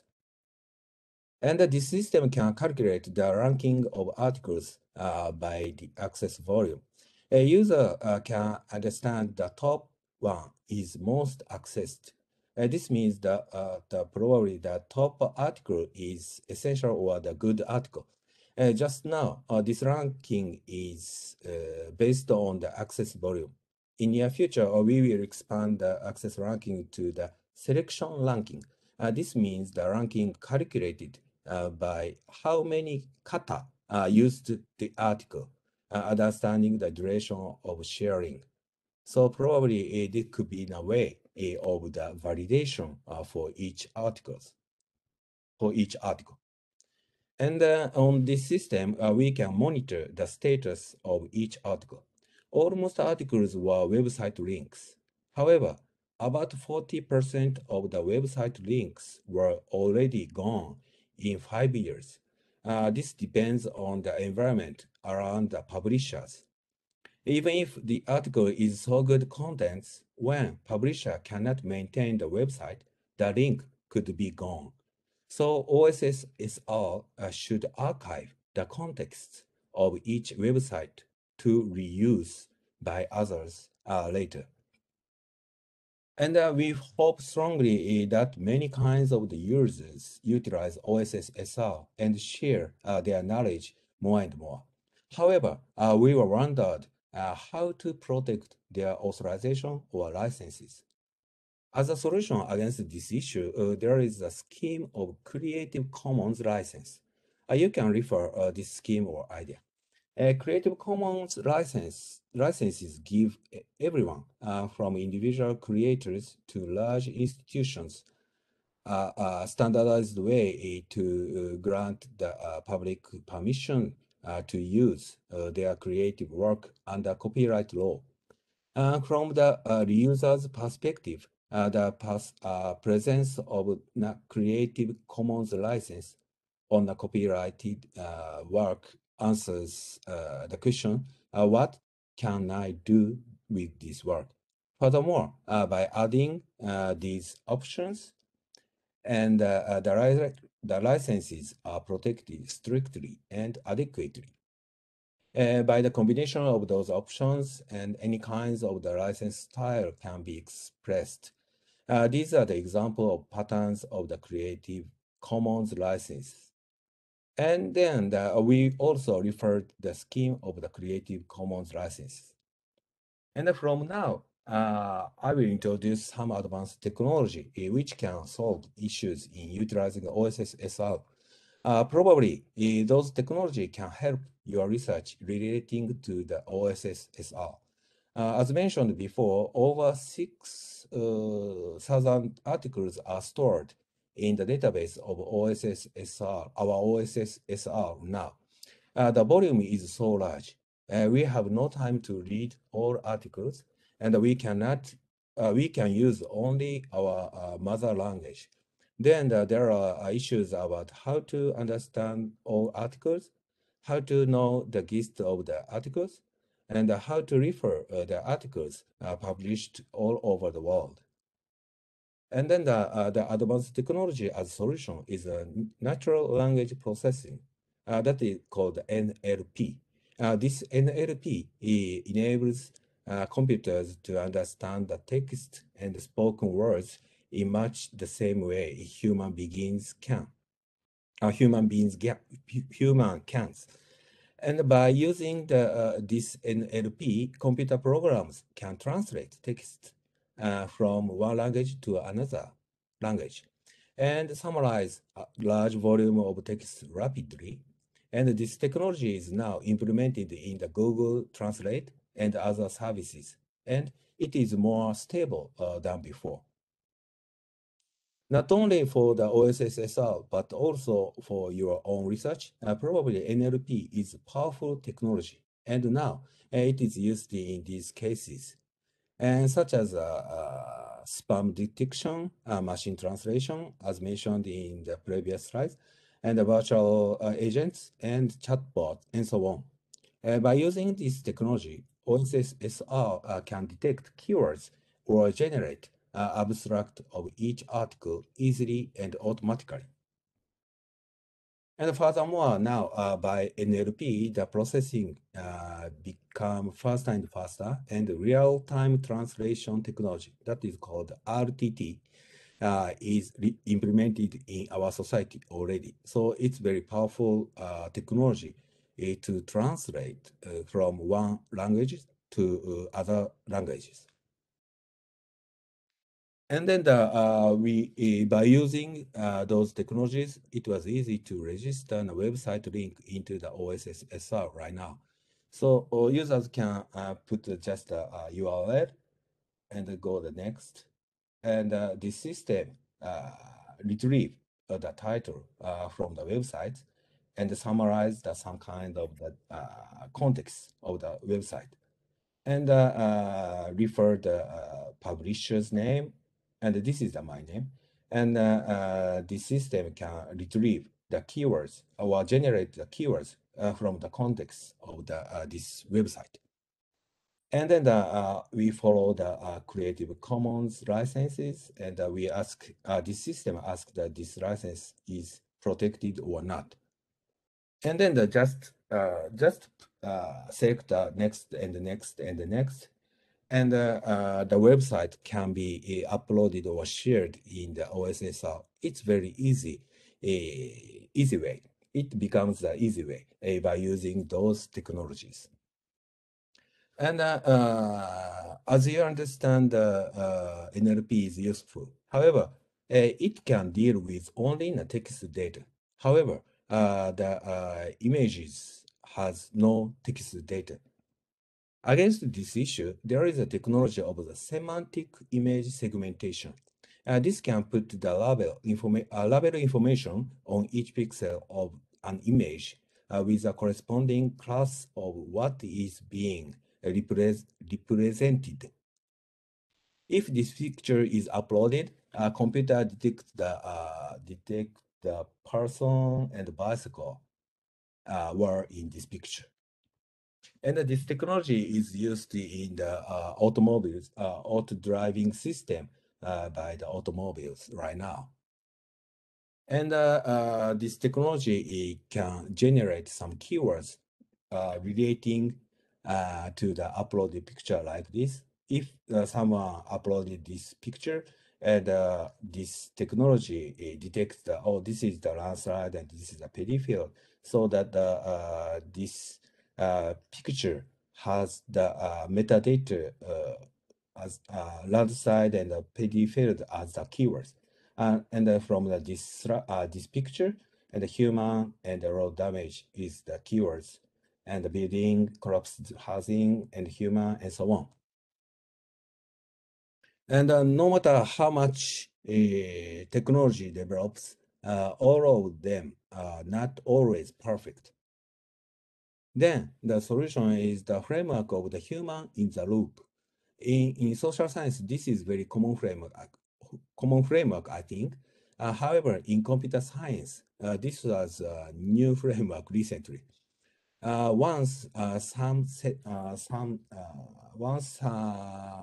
sensing data we have, probably we utilize them as learning data for the artificial intelligence AI, and create an AI model.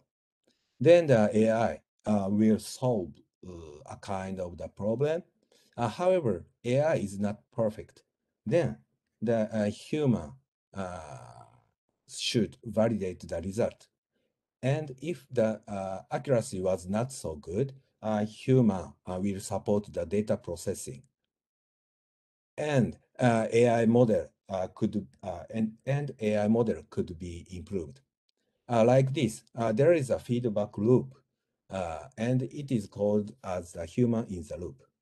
Recently, many kinds of the advanced technologies were developed. However, they are not perfect. Then we have to set the human in the loop in the process of the utilizing those technologies. And this is the final topic, that is the ontology. And as mentioned before, OSS has to have the functions for the data search and integrated usage by designing, registering, and sharing while developing metadata, which describes data types, characteristics, qualities, and acquisition methods by international standards. And to do that, ontology development is necessary. That is mentioned. Well, do you know what ontology is? An ontology is a formal description of knowledge as a set of concepts within a domain and a relationship that hold between them. And ontologies do not only introduce shareable and reusable knowledge representation, but can also add new knowledge about the domain, it was said. In order to develop the ontology, we have to create these knowledge graph. This graph shows the relationship among each word. And if the Big Bucks Cake Cafe, I don't know this name, and the Big Bucks Cake Cafe is located in the Seattle, and Seattle is in the Washington. And then the computer understands that, okay, the Big Bucks Cafe is located in the Washington. And this means that this is the relationship between the two words, and we have to create the knowledge graph like this. As you can imagine, it is so hard work to develop it. Whenever the new word appears, we have to locate the new word in the knowledge graph and clarify and define the relation with other words. So it could be so hard work to develop the knowledge graph in OSS SR. And then we tried to clarify the relationship among the words in each article stored in OSSR. This is just a challenging, just a challenging research. And then we retrieved the text data from all articles stored in the OSSR, our OSSR, and co-occurrence analysis to the retrieved words. This method cannot solve the issue of developing the ontology directly. However, we can understand which word has relationship with others and how strong the relationship is. In this case,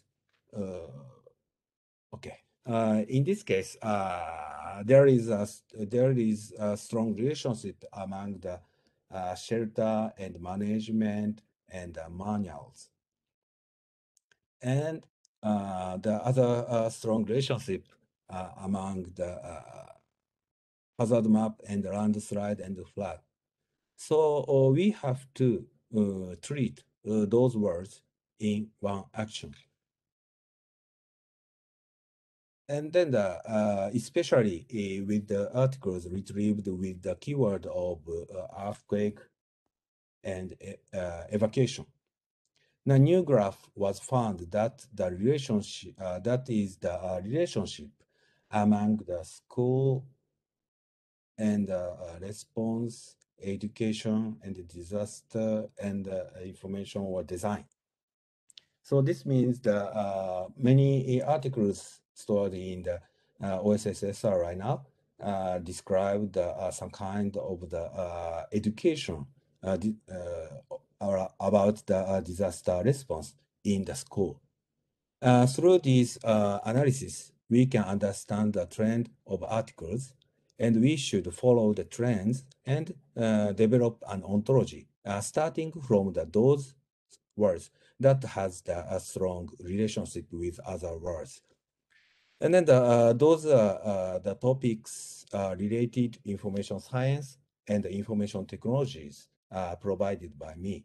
And I'm not sure my presentation was answer to the questions from the participants.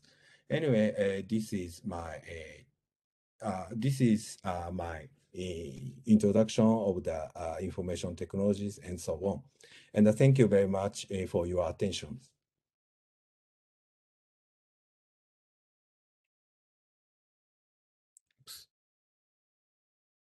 Thank you, Professor Inoguchi, for your informative talk. So it's probably about we don't have much time left for a discussion. If you have any question, because I know there are many information that Professor Inoguchi provided in his talk. So if you have any questions after you digest his materials, you're very welcome to email me your questions or just leave your questions in the chat box. Thank you again, Professor Inoguchi. So probably it's about time that we can introduce Dr. Shi Xinyi. Dr. Shi Xinyi is a doctor and professor in the emergency department of National Cheng Kung University. And he is going to share the Taiwan's perspective of medical services and emergency response. So shall we start? Okay. Okay, so let's welcome Dr. Shi. Okay, good evening. Okay, let's go back to my first slide.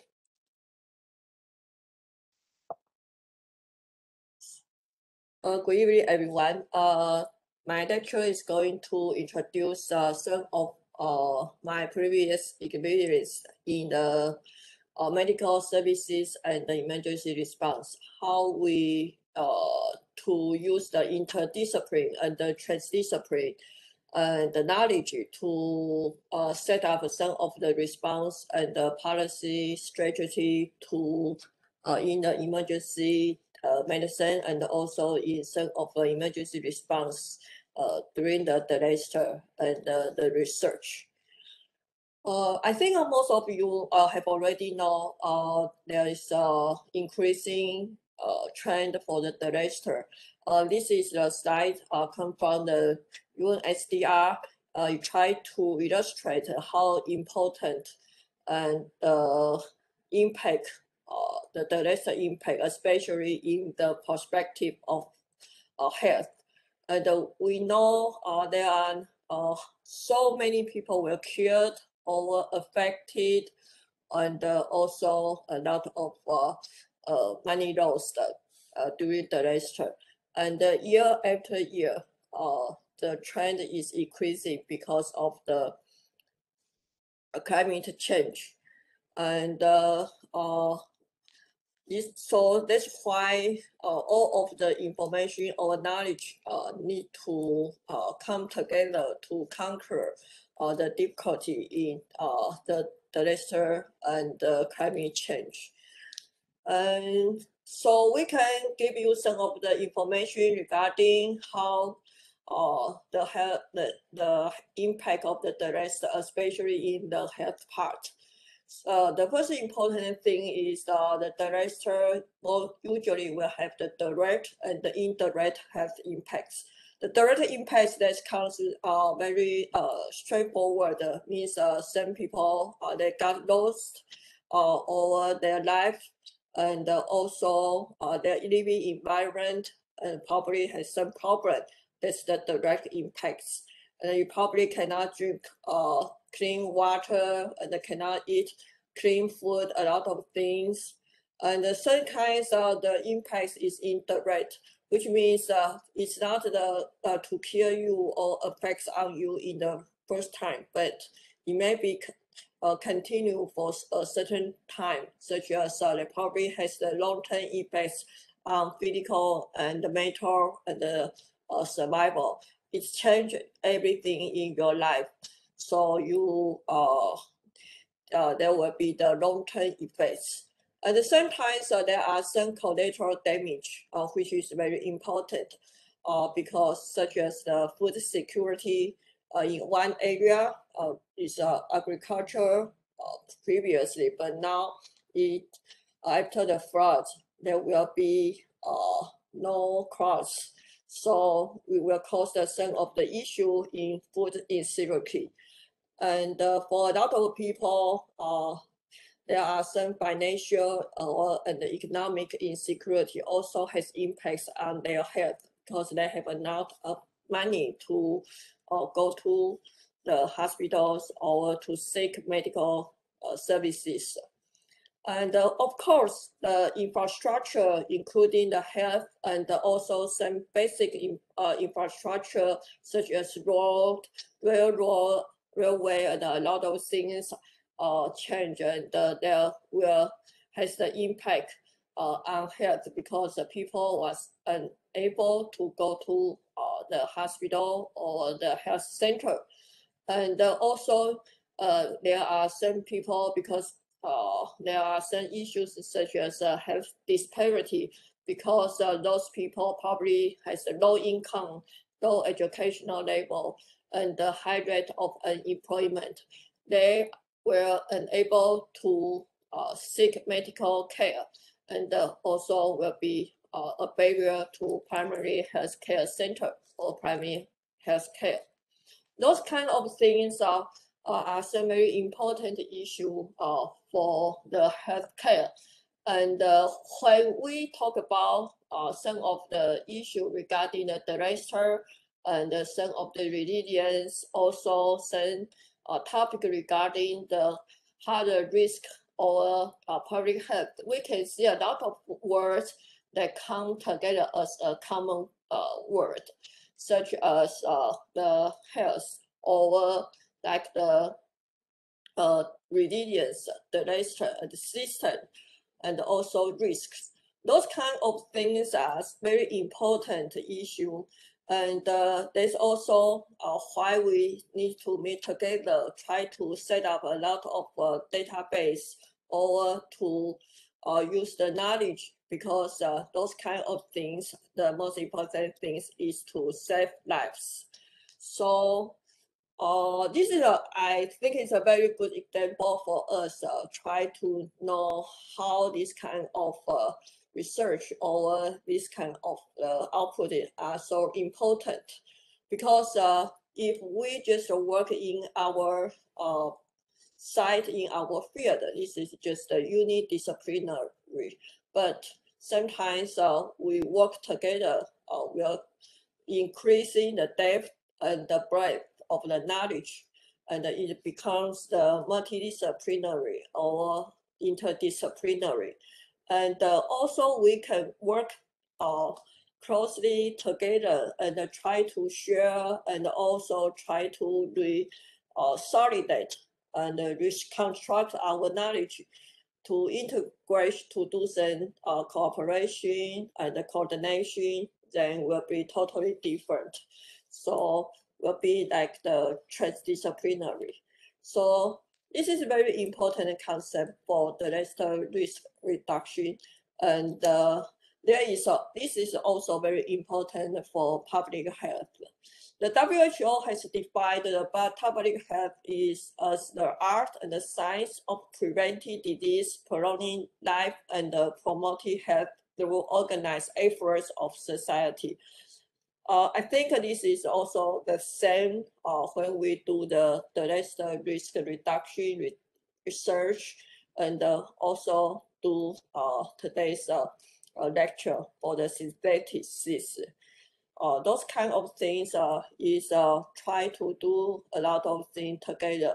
This is what we usually do for public health, and we will try to set up an assessment and using this kind of knowledge to do some policy development, and then make it as an action. And we evaluate and go through everything again. So this is the way we do public health. This is also the way we do the disaster risk reduction. And here are some of the examples when we do this kind of things. You can see the disaster also has a great impact on very different parts, such as the social system, and also the technology, also some kinds of the natural environment, or we need to do a lot of things such as education, engineer, business, urban planning, health, and also a lot of things to together try to decrease the risk. So it is very important. So we, as a physician, to adapt some of the knowledge from this kind of different aspect of the technology, and also different field. And this is also, I think, is a very important concept of when we adapt this knowledge, try to do this kind of things. And the most of the knowledge will just like the root of a tree. So probably everyone is in single one, but if we absorb all of the waters and also the most important thing from the roots, we will come and as a trees. So that is very important for us also as a physician.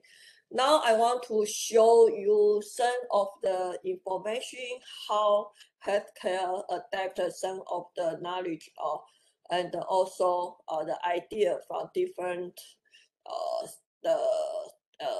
knowledge or different field. Actually, public health or healthcare adapt a lot of these kind of things. This is one of the best example, and all this example in 1855. It comes a physician, John Snow, the UK physician. The stories is in London, And at that time, they try to identify how cholera transmitted in this city. And there are a lot of water pumps in different areas in all in the London city. And it comes to three different water company, and there are a lot of different pumps. And at that time, they did not know how the cholera was transmitted in that city. So this physician, he just used a simple one map, and they draw the cases and also the water pump in each of the street and in each of the spot. And that concept comes into as the GIS, first example of GIS. And after the analysis, that he draw the map and also draw the cases day by day, and try to make them together. And then they found there is in certain area in Broad Street, the mortality is in the highest, and also the incidence is the highest. And they found it comes from one single company. And so they set up some new guideline and also new rules to clean the water, and also make up the sewage system change.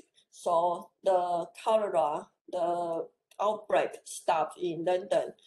And now we use this story again and again, try to let the people know the importance of how the public health works, and also how a lot of different knowledge are so important to use to come it together. And also, is a very good example is the Katrina story. And actually, in the Katrina in 2005, is a very good story when it comes to the medical part, the emergency, the preparedness, and also the mitigation. Is a lesson we learned a lot. At that time, the FEMA actually knew the scale of the Hurricane Katrina, and that they also did some preparedness in the city of New Orleans and the state of Louisiana, and also informed the hospital. But which they did not know is the, although they know the Katrina is a very big hurricane, is the level 5 hurricane, but they thought the hospital should be safe, and because they are very solid, and they should be waterproof, and also enough to clean enough during the hurricanes. But they did not know there are something different, because New Orleans City, the city of New Orleans is just near the shore. There is the levee is broken after the Hurricane Katrina comes in. So the people in the hospital, they lost the power. Even the building is good, but it was unable to operating anymore. And the physicians and the patients in the hospital is to evacuate, and that's caused the problem, because the hospitals and it should be a places to save people's life during the disaster. But if it didn't work, it will cause a disaster. And so at that time, there is another story, is the Superdome's destruction, because the FEMA and the city of New Orleans set up the Superdome as the temporary shelter after during the Hurricane Katrina. And at that time, the levee broke, so the water comes in the city, and the Superdome just destroyed, cannot be used, could not be used anymore. So, all of the medical resources and a lot of things, they got stuck in the Superdome. And also there are two very famous hospitals, also the major hospital in city of New Orleans is Charity Hospital and the Memorial Hospital, which we can see the picture here is a very high floor building. It has already built for more than 30 years because of the flood, because of the water just come in, and it unable to work anymore. And because of the water, the power loss and a lot of things, and there are so many people cannot seek medical assistance after Hurricane Katrina. The state Louisiana and also the city of New Orleans cannot find a places to set up the temporary hospital and also temporary shelter. Why this happened? Because at that time they thought the hospital should be saved, and also is good to during the disaster, but they were wrong because there are also some systems values such as like the levee broke, so the water just come in. But later they did a lot of change for the medical systems, such as they changed the places to build up the hospital because the original Charity Hospital or the Memorial Hospital is not so far from the seashore, and also the base is a very low, so they just change they use the GIS and also use some of the flood map, and also talk to some of the people in the hospital, and then they try to set up a certain new standard, and also try to move the power and also the generator to different floor. Because most of the generator, they just stay in the basement, but once the flood come in, the generator will able to use, that we will cause the tragedy and also in the hospital because we cannot use a lot of all of the things in the hospital. So those stories just told us that even as a physician, you need to work with other people, and also you need to know some of the knowledge, and you cannot just rely on some of the architecture and a lot of things. You need to get involved in a lot of things. This is another story. It happened this year. And there is another hurricane called Hurricane Ida. And this is almost the same level as Hurricane Katrina, because they learned the lesson happened in the Hurricane Katrina. So this year, and even the same level hurricane, the story can totally different.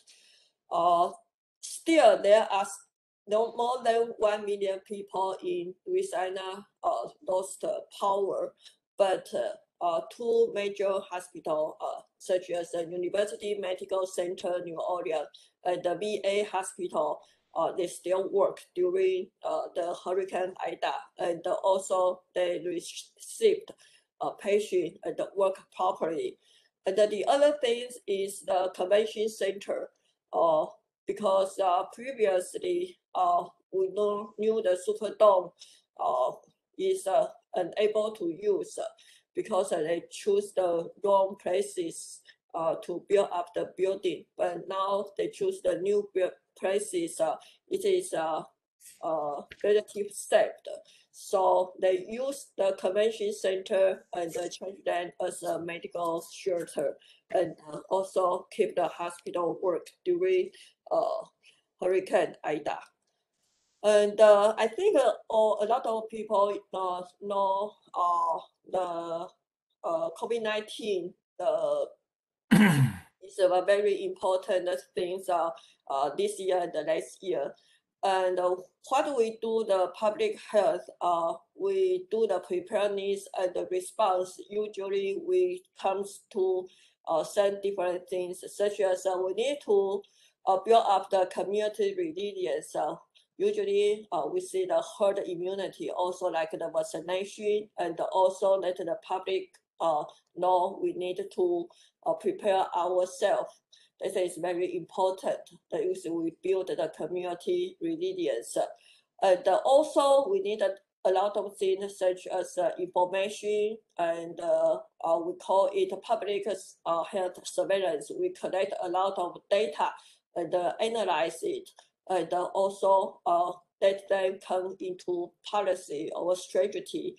So this kind of things are what we usually did for the public health preparedness. And another thing is that we probably need to do something as the same concept as the disaster. Need to do some countermeasures and mitigation. So we need to do the medical services surge capacity, and also do the surge management, and also need to do a lot of work on surveillance, and also try to continue analyze the data, develop the new medication, and a lot of things. So it's the same concept as we did for the disaster. And another thing is during the WHO and also set up a very important concept. We use it to build up the health city, and now the health city concept comes in. We need to expand it then to totally 17 items of SDG, and this covered a lot of different fields. So not just as we knew the item 3 SDG only for health. Actually, health covered almost every item, including the poverty and also education, and also a lot of things. And now most of the people to do the public health, we adapt the same concept, because promoting health is just like to promoting sustainable development. So we need to concern a lot of things in different areas. And the COVID-19 is also very good examples to let us know health issue is very important, because last year the world experienced COVID-19 has a lot of impacts on economic, and also change a lot of countries the policy for the energy, because previously people probably think the climate change just belong to certain people, but now everyone knows because this year the total CO2 emission decreased nearly 8%, and the Paris statement said we need to achieve 10 years every year decrease 8% to achieve to meet the level to decrease 1.5 temperature rise to decrease the impact of the climate change. But next year, this is the first year we achieve the goal, and so no one ever think about why infectious disease has so great impact, but it changed everyone's thought. Now we did a lot of things, try to do some action to decrease the impact of the climate change. And also, this is a very important concept. And also, as a physician and also work in the public health field, I think that this concept is very important. And we also use this kind of concept to work on my field. Now it comes to some of the part I did in Taiwan. And a lot of people, you probably already know, Taiwan actually has a very high risk for a lot of natural hazards because we have typhoons and the river in Taiwan is very short and we have a mudslide and we also have a lot of faults.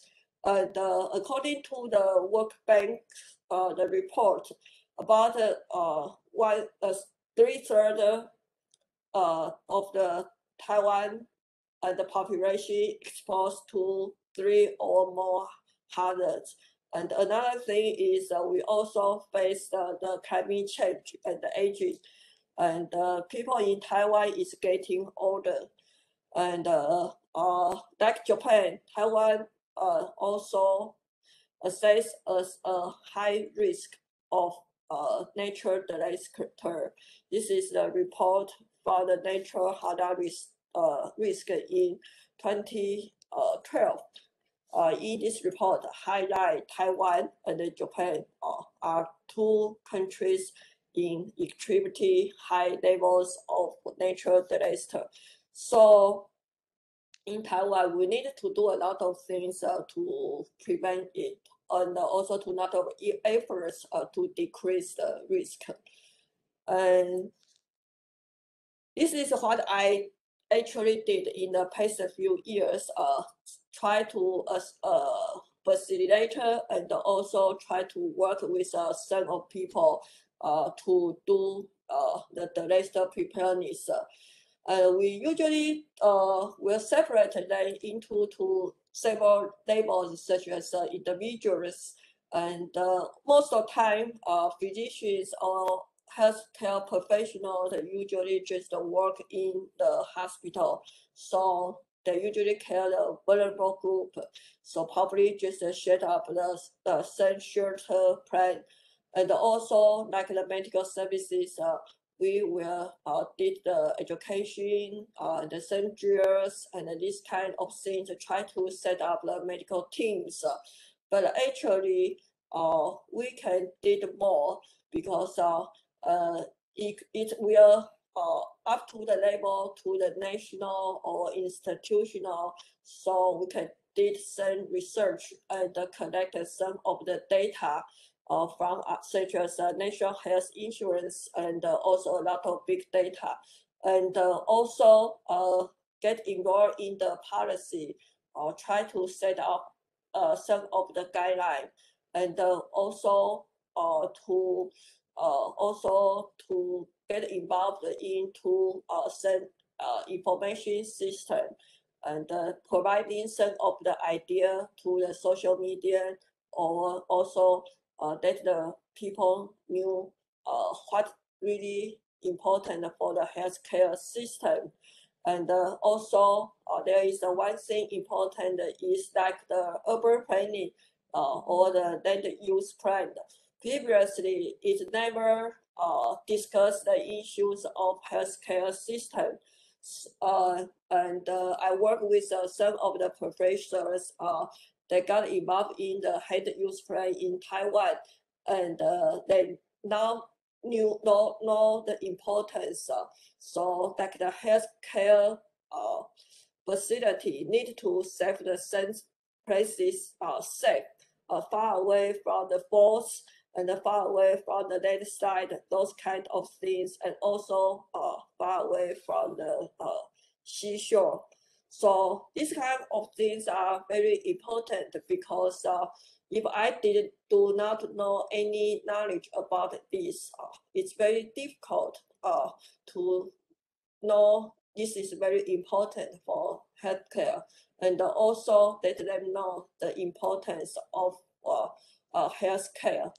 And I think this is also very good example how Taiwan has a good response to the COVID-19.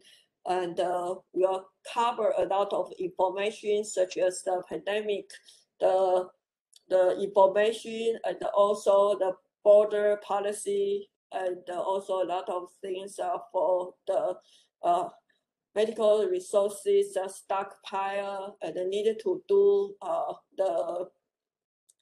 lot of things such as the technology and the IT technology, and a lot of things, the development, and also software and the big data analysis, and also information for the nosocomial infection.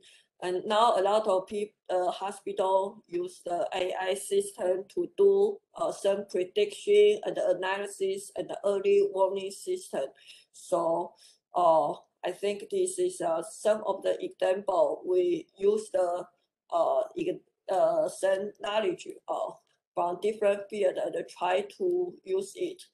And there are very important groups we need to care about during the rest and also for the climate change. One is the vulnerable group, such as the elderly people, and also some low-income community, because they probably are at risk for a lot of danger, such as flood, and also usually the shelter are crowded, and also like the children, because they were high risk for the heat stroke and illness than adults. So we need to care about that.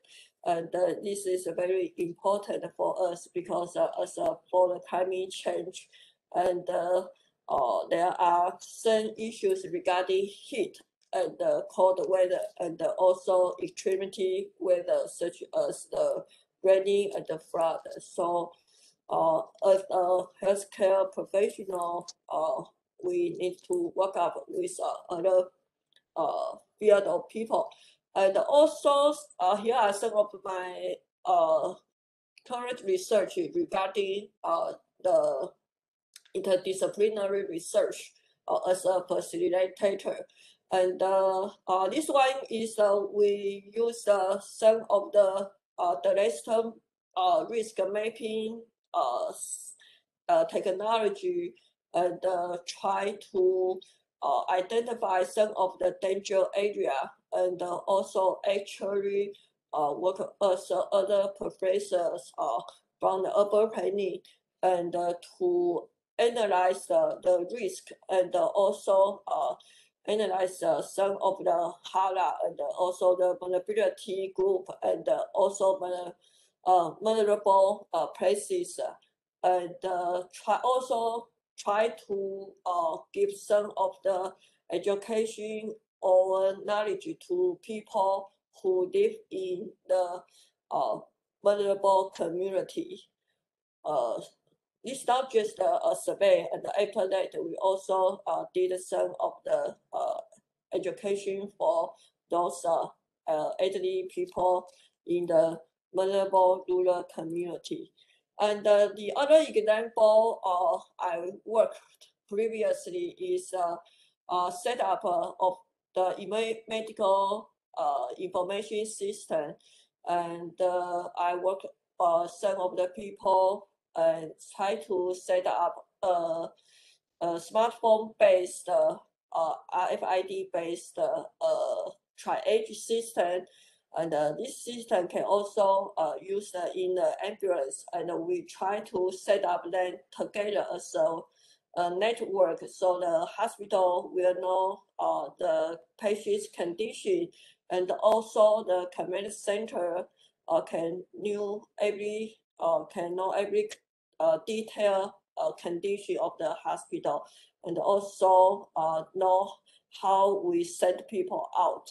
And of course, it's some of the knowledge we adapt a lot of things from IT system, and also we use the knowledge from the GIS system, and also a lot of information from the rest or the weather report, and a lot of things. Because if we want to find a way to send the patient safely from some rural area, we need some knowledge from all of the information comes from a lot of the system. And also the other part is the education part, because I got involved and also trying to let the younger students from medical school, and also other perspective, other schools, such as the regular students from the university, also the international students. Let them know how important to do the interdisciplinary work, and how we work up with people from other area, and try to share our knowledge, and to work up together. So let them know how we use and also adapt this kind of knowledge to do as a facilitator. So I think this is my presentation today, and thank you to having me tonight.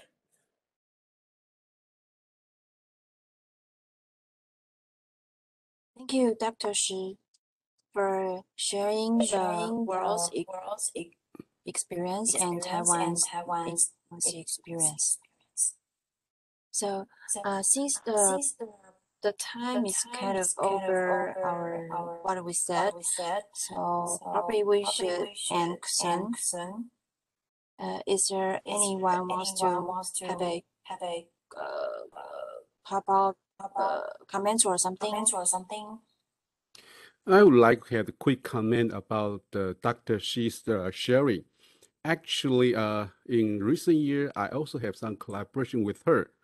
And do remember, Dr. Shi is the doctor in emergency room. So she has a lot of experience of dealing with emergency. So this is why I invite her to speak tonight.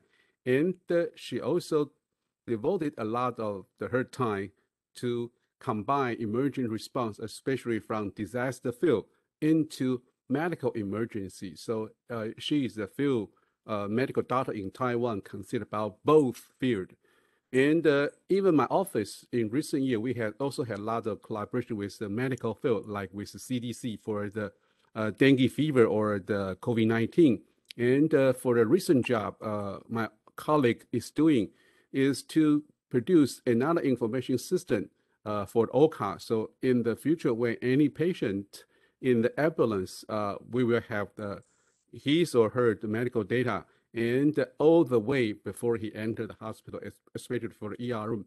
So I think for disaster management research, we never ever limit ourselves to one discipline, as shown by the Dr. Shi's one slide. We need broader our idea, just like Hai Sensei mentioned, social. At the beginning, he is not major in disaster management, but change his discipline, like the Professor Inoguchi. For his bachelor degree, just like me, I am the civil engineer. But right now, in last 70 years, receive a lot of instruction from the Professor Hayashi. Very few people recognize I am the civil engineer. They think I am a sociologist. So Hai Sensei, you have the great influence on my career. So I think from Dr. Shi's presentation, I want to give some inspiration to some of you. Never, ever limit yourself. You still have the long way to go to explore your career and find new direction, no matter in study or research. So thank you, Dr. Shi, for your wonderful sharing. Thank you, Dr. Lee, for your quick concluding Dr. Shi's presentation. And so I think because the time is late, and this is for our program today. So is it okay for me to say goodbye? Okay, so goodbye. I will email you soon for the materials for next week. And so well, I'll see you next week. Okay. Bye. Tuesday. Thank you. Yeah, thank you. Thank you. Thank you Bye so bye. much. Thank you so much. Thank you very much.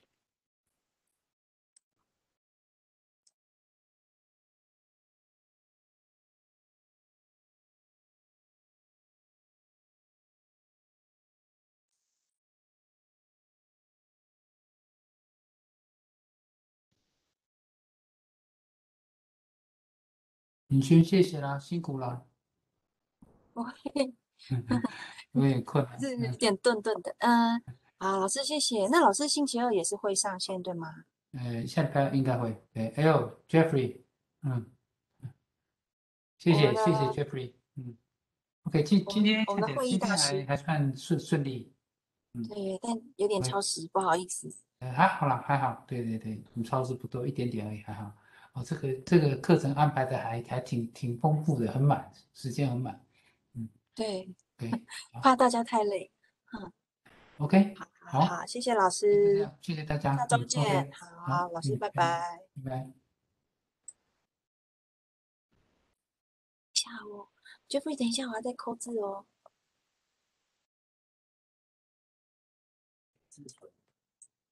林志纯哦，真假？可是，你停止录影了吗？停一下。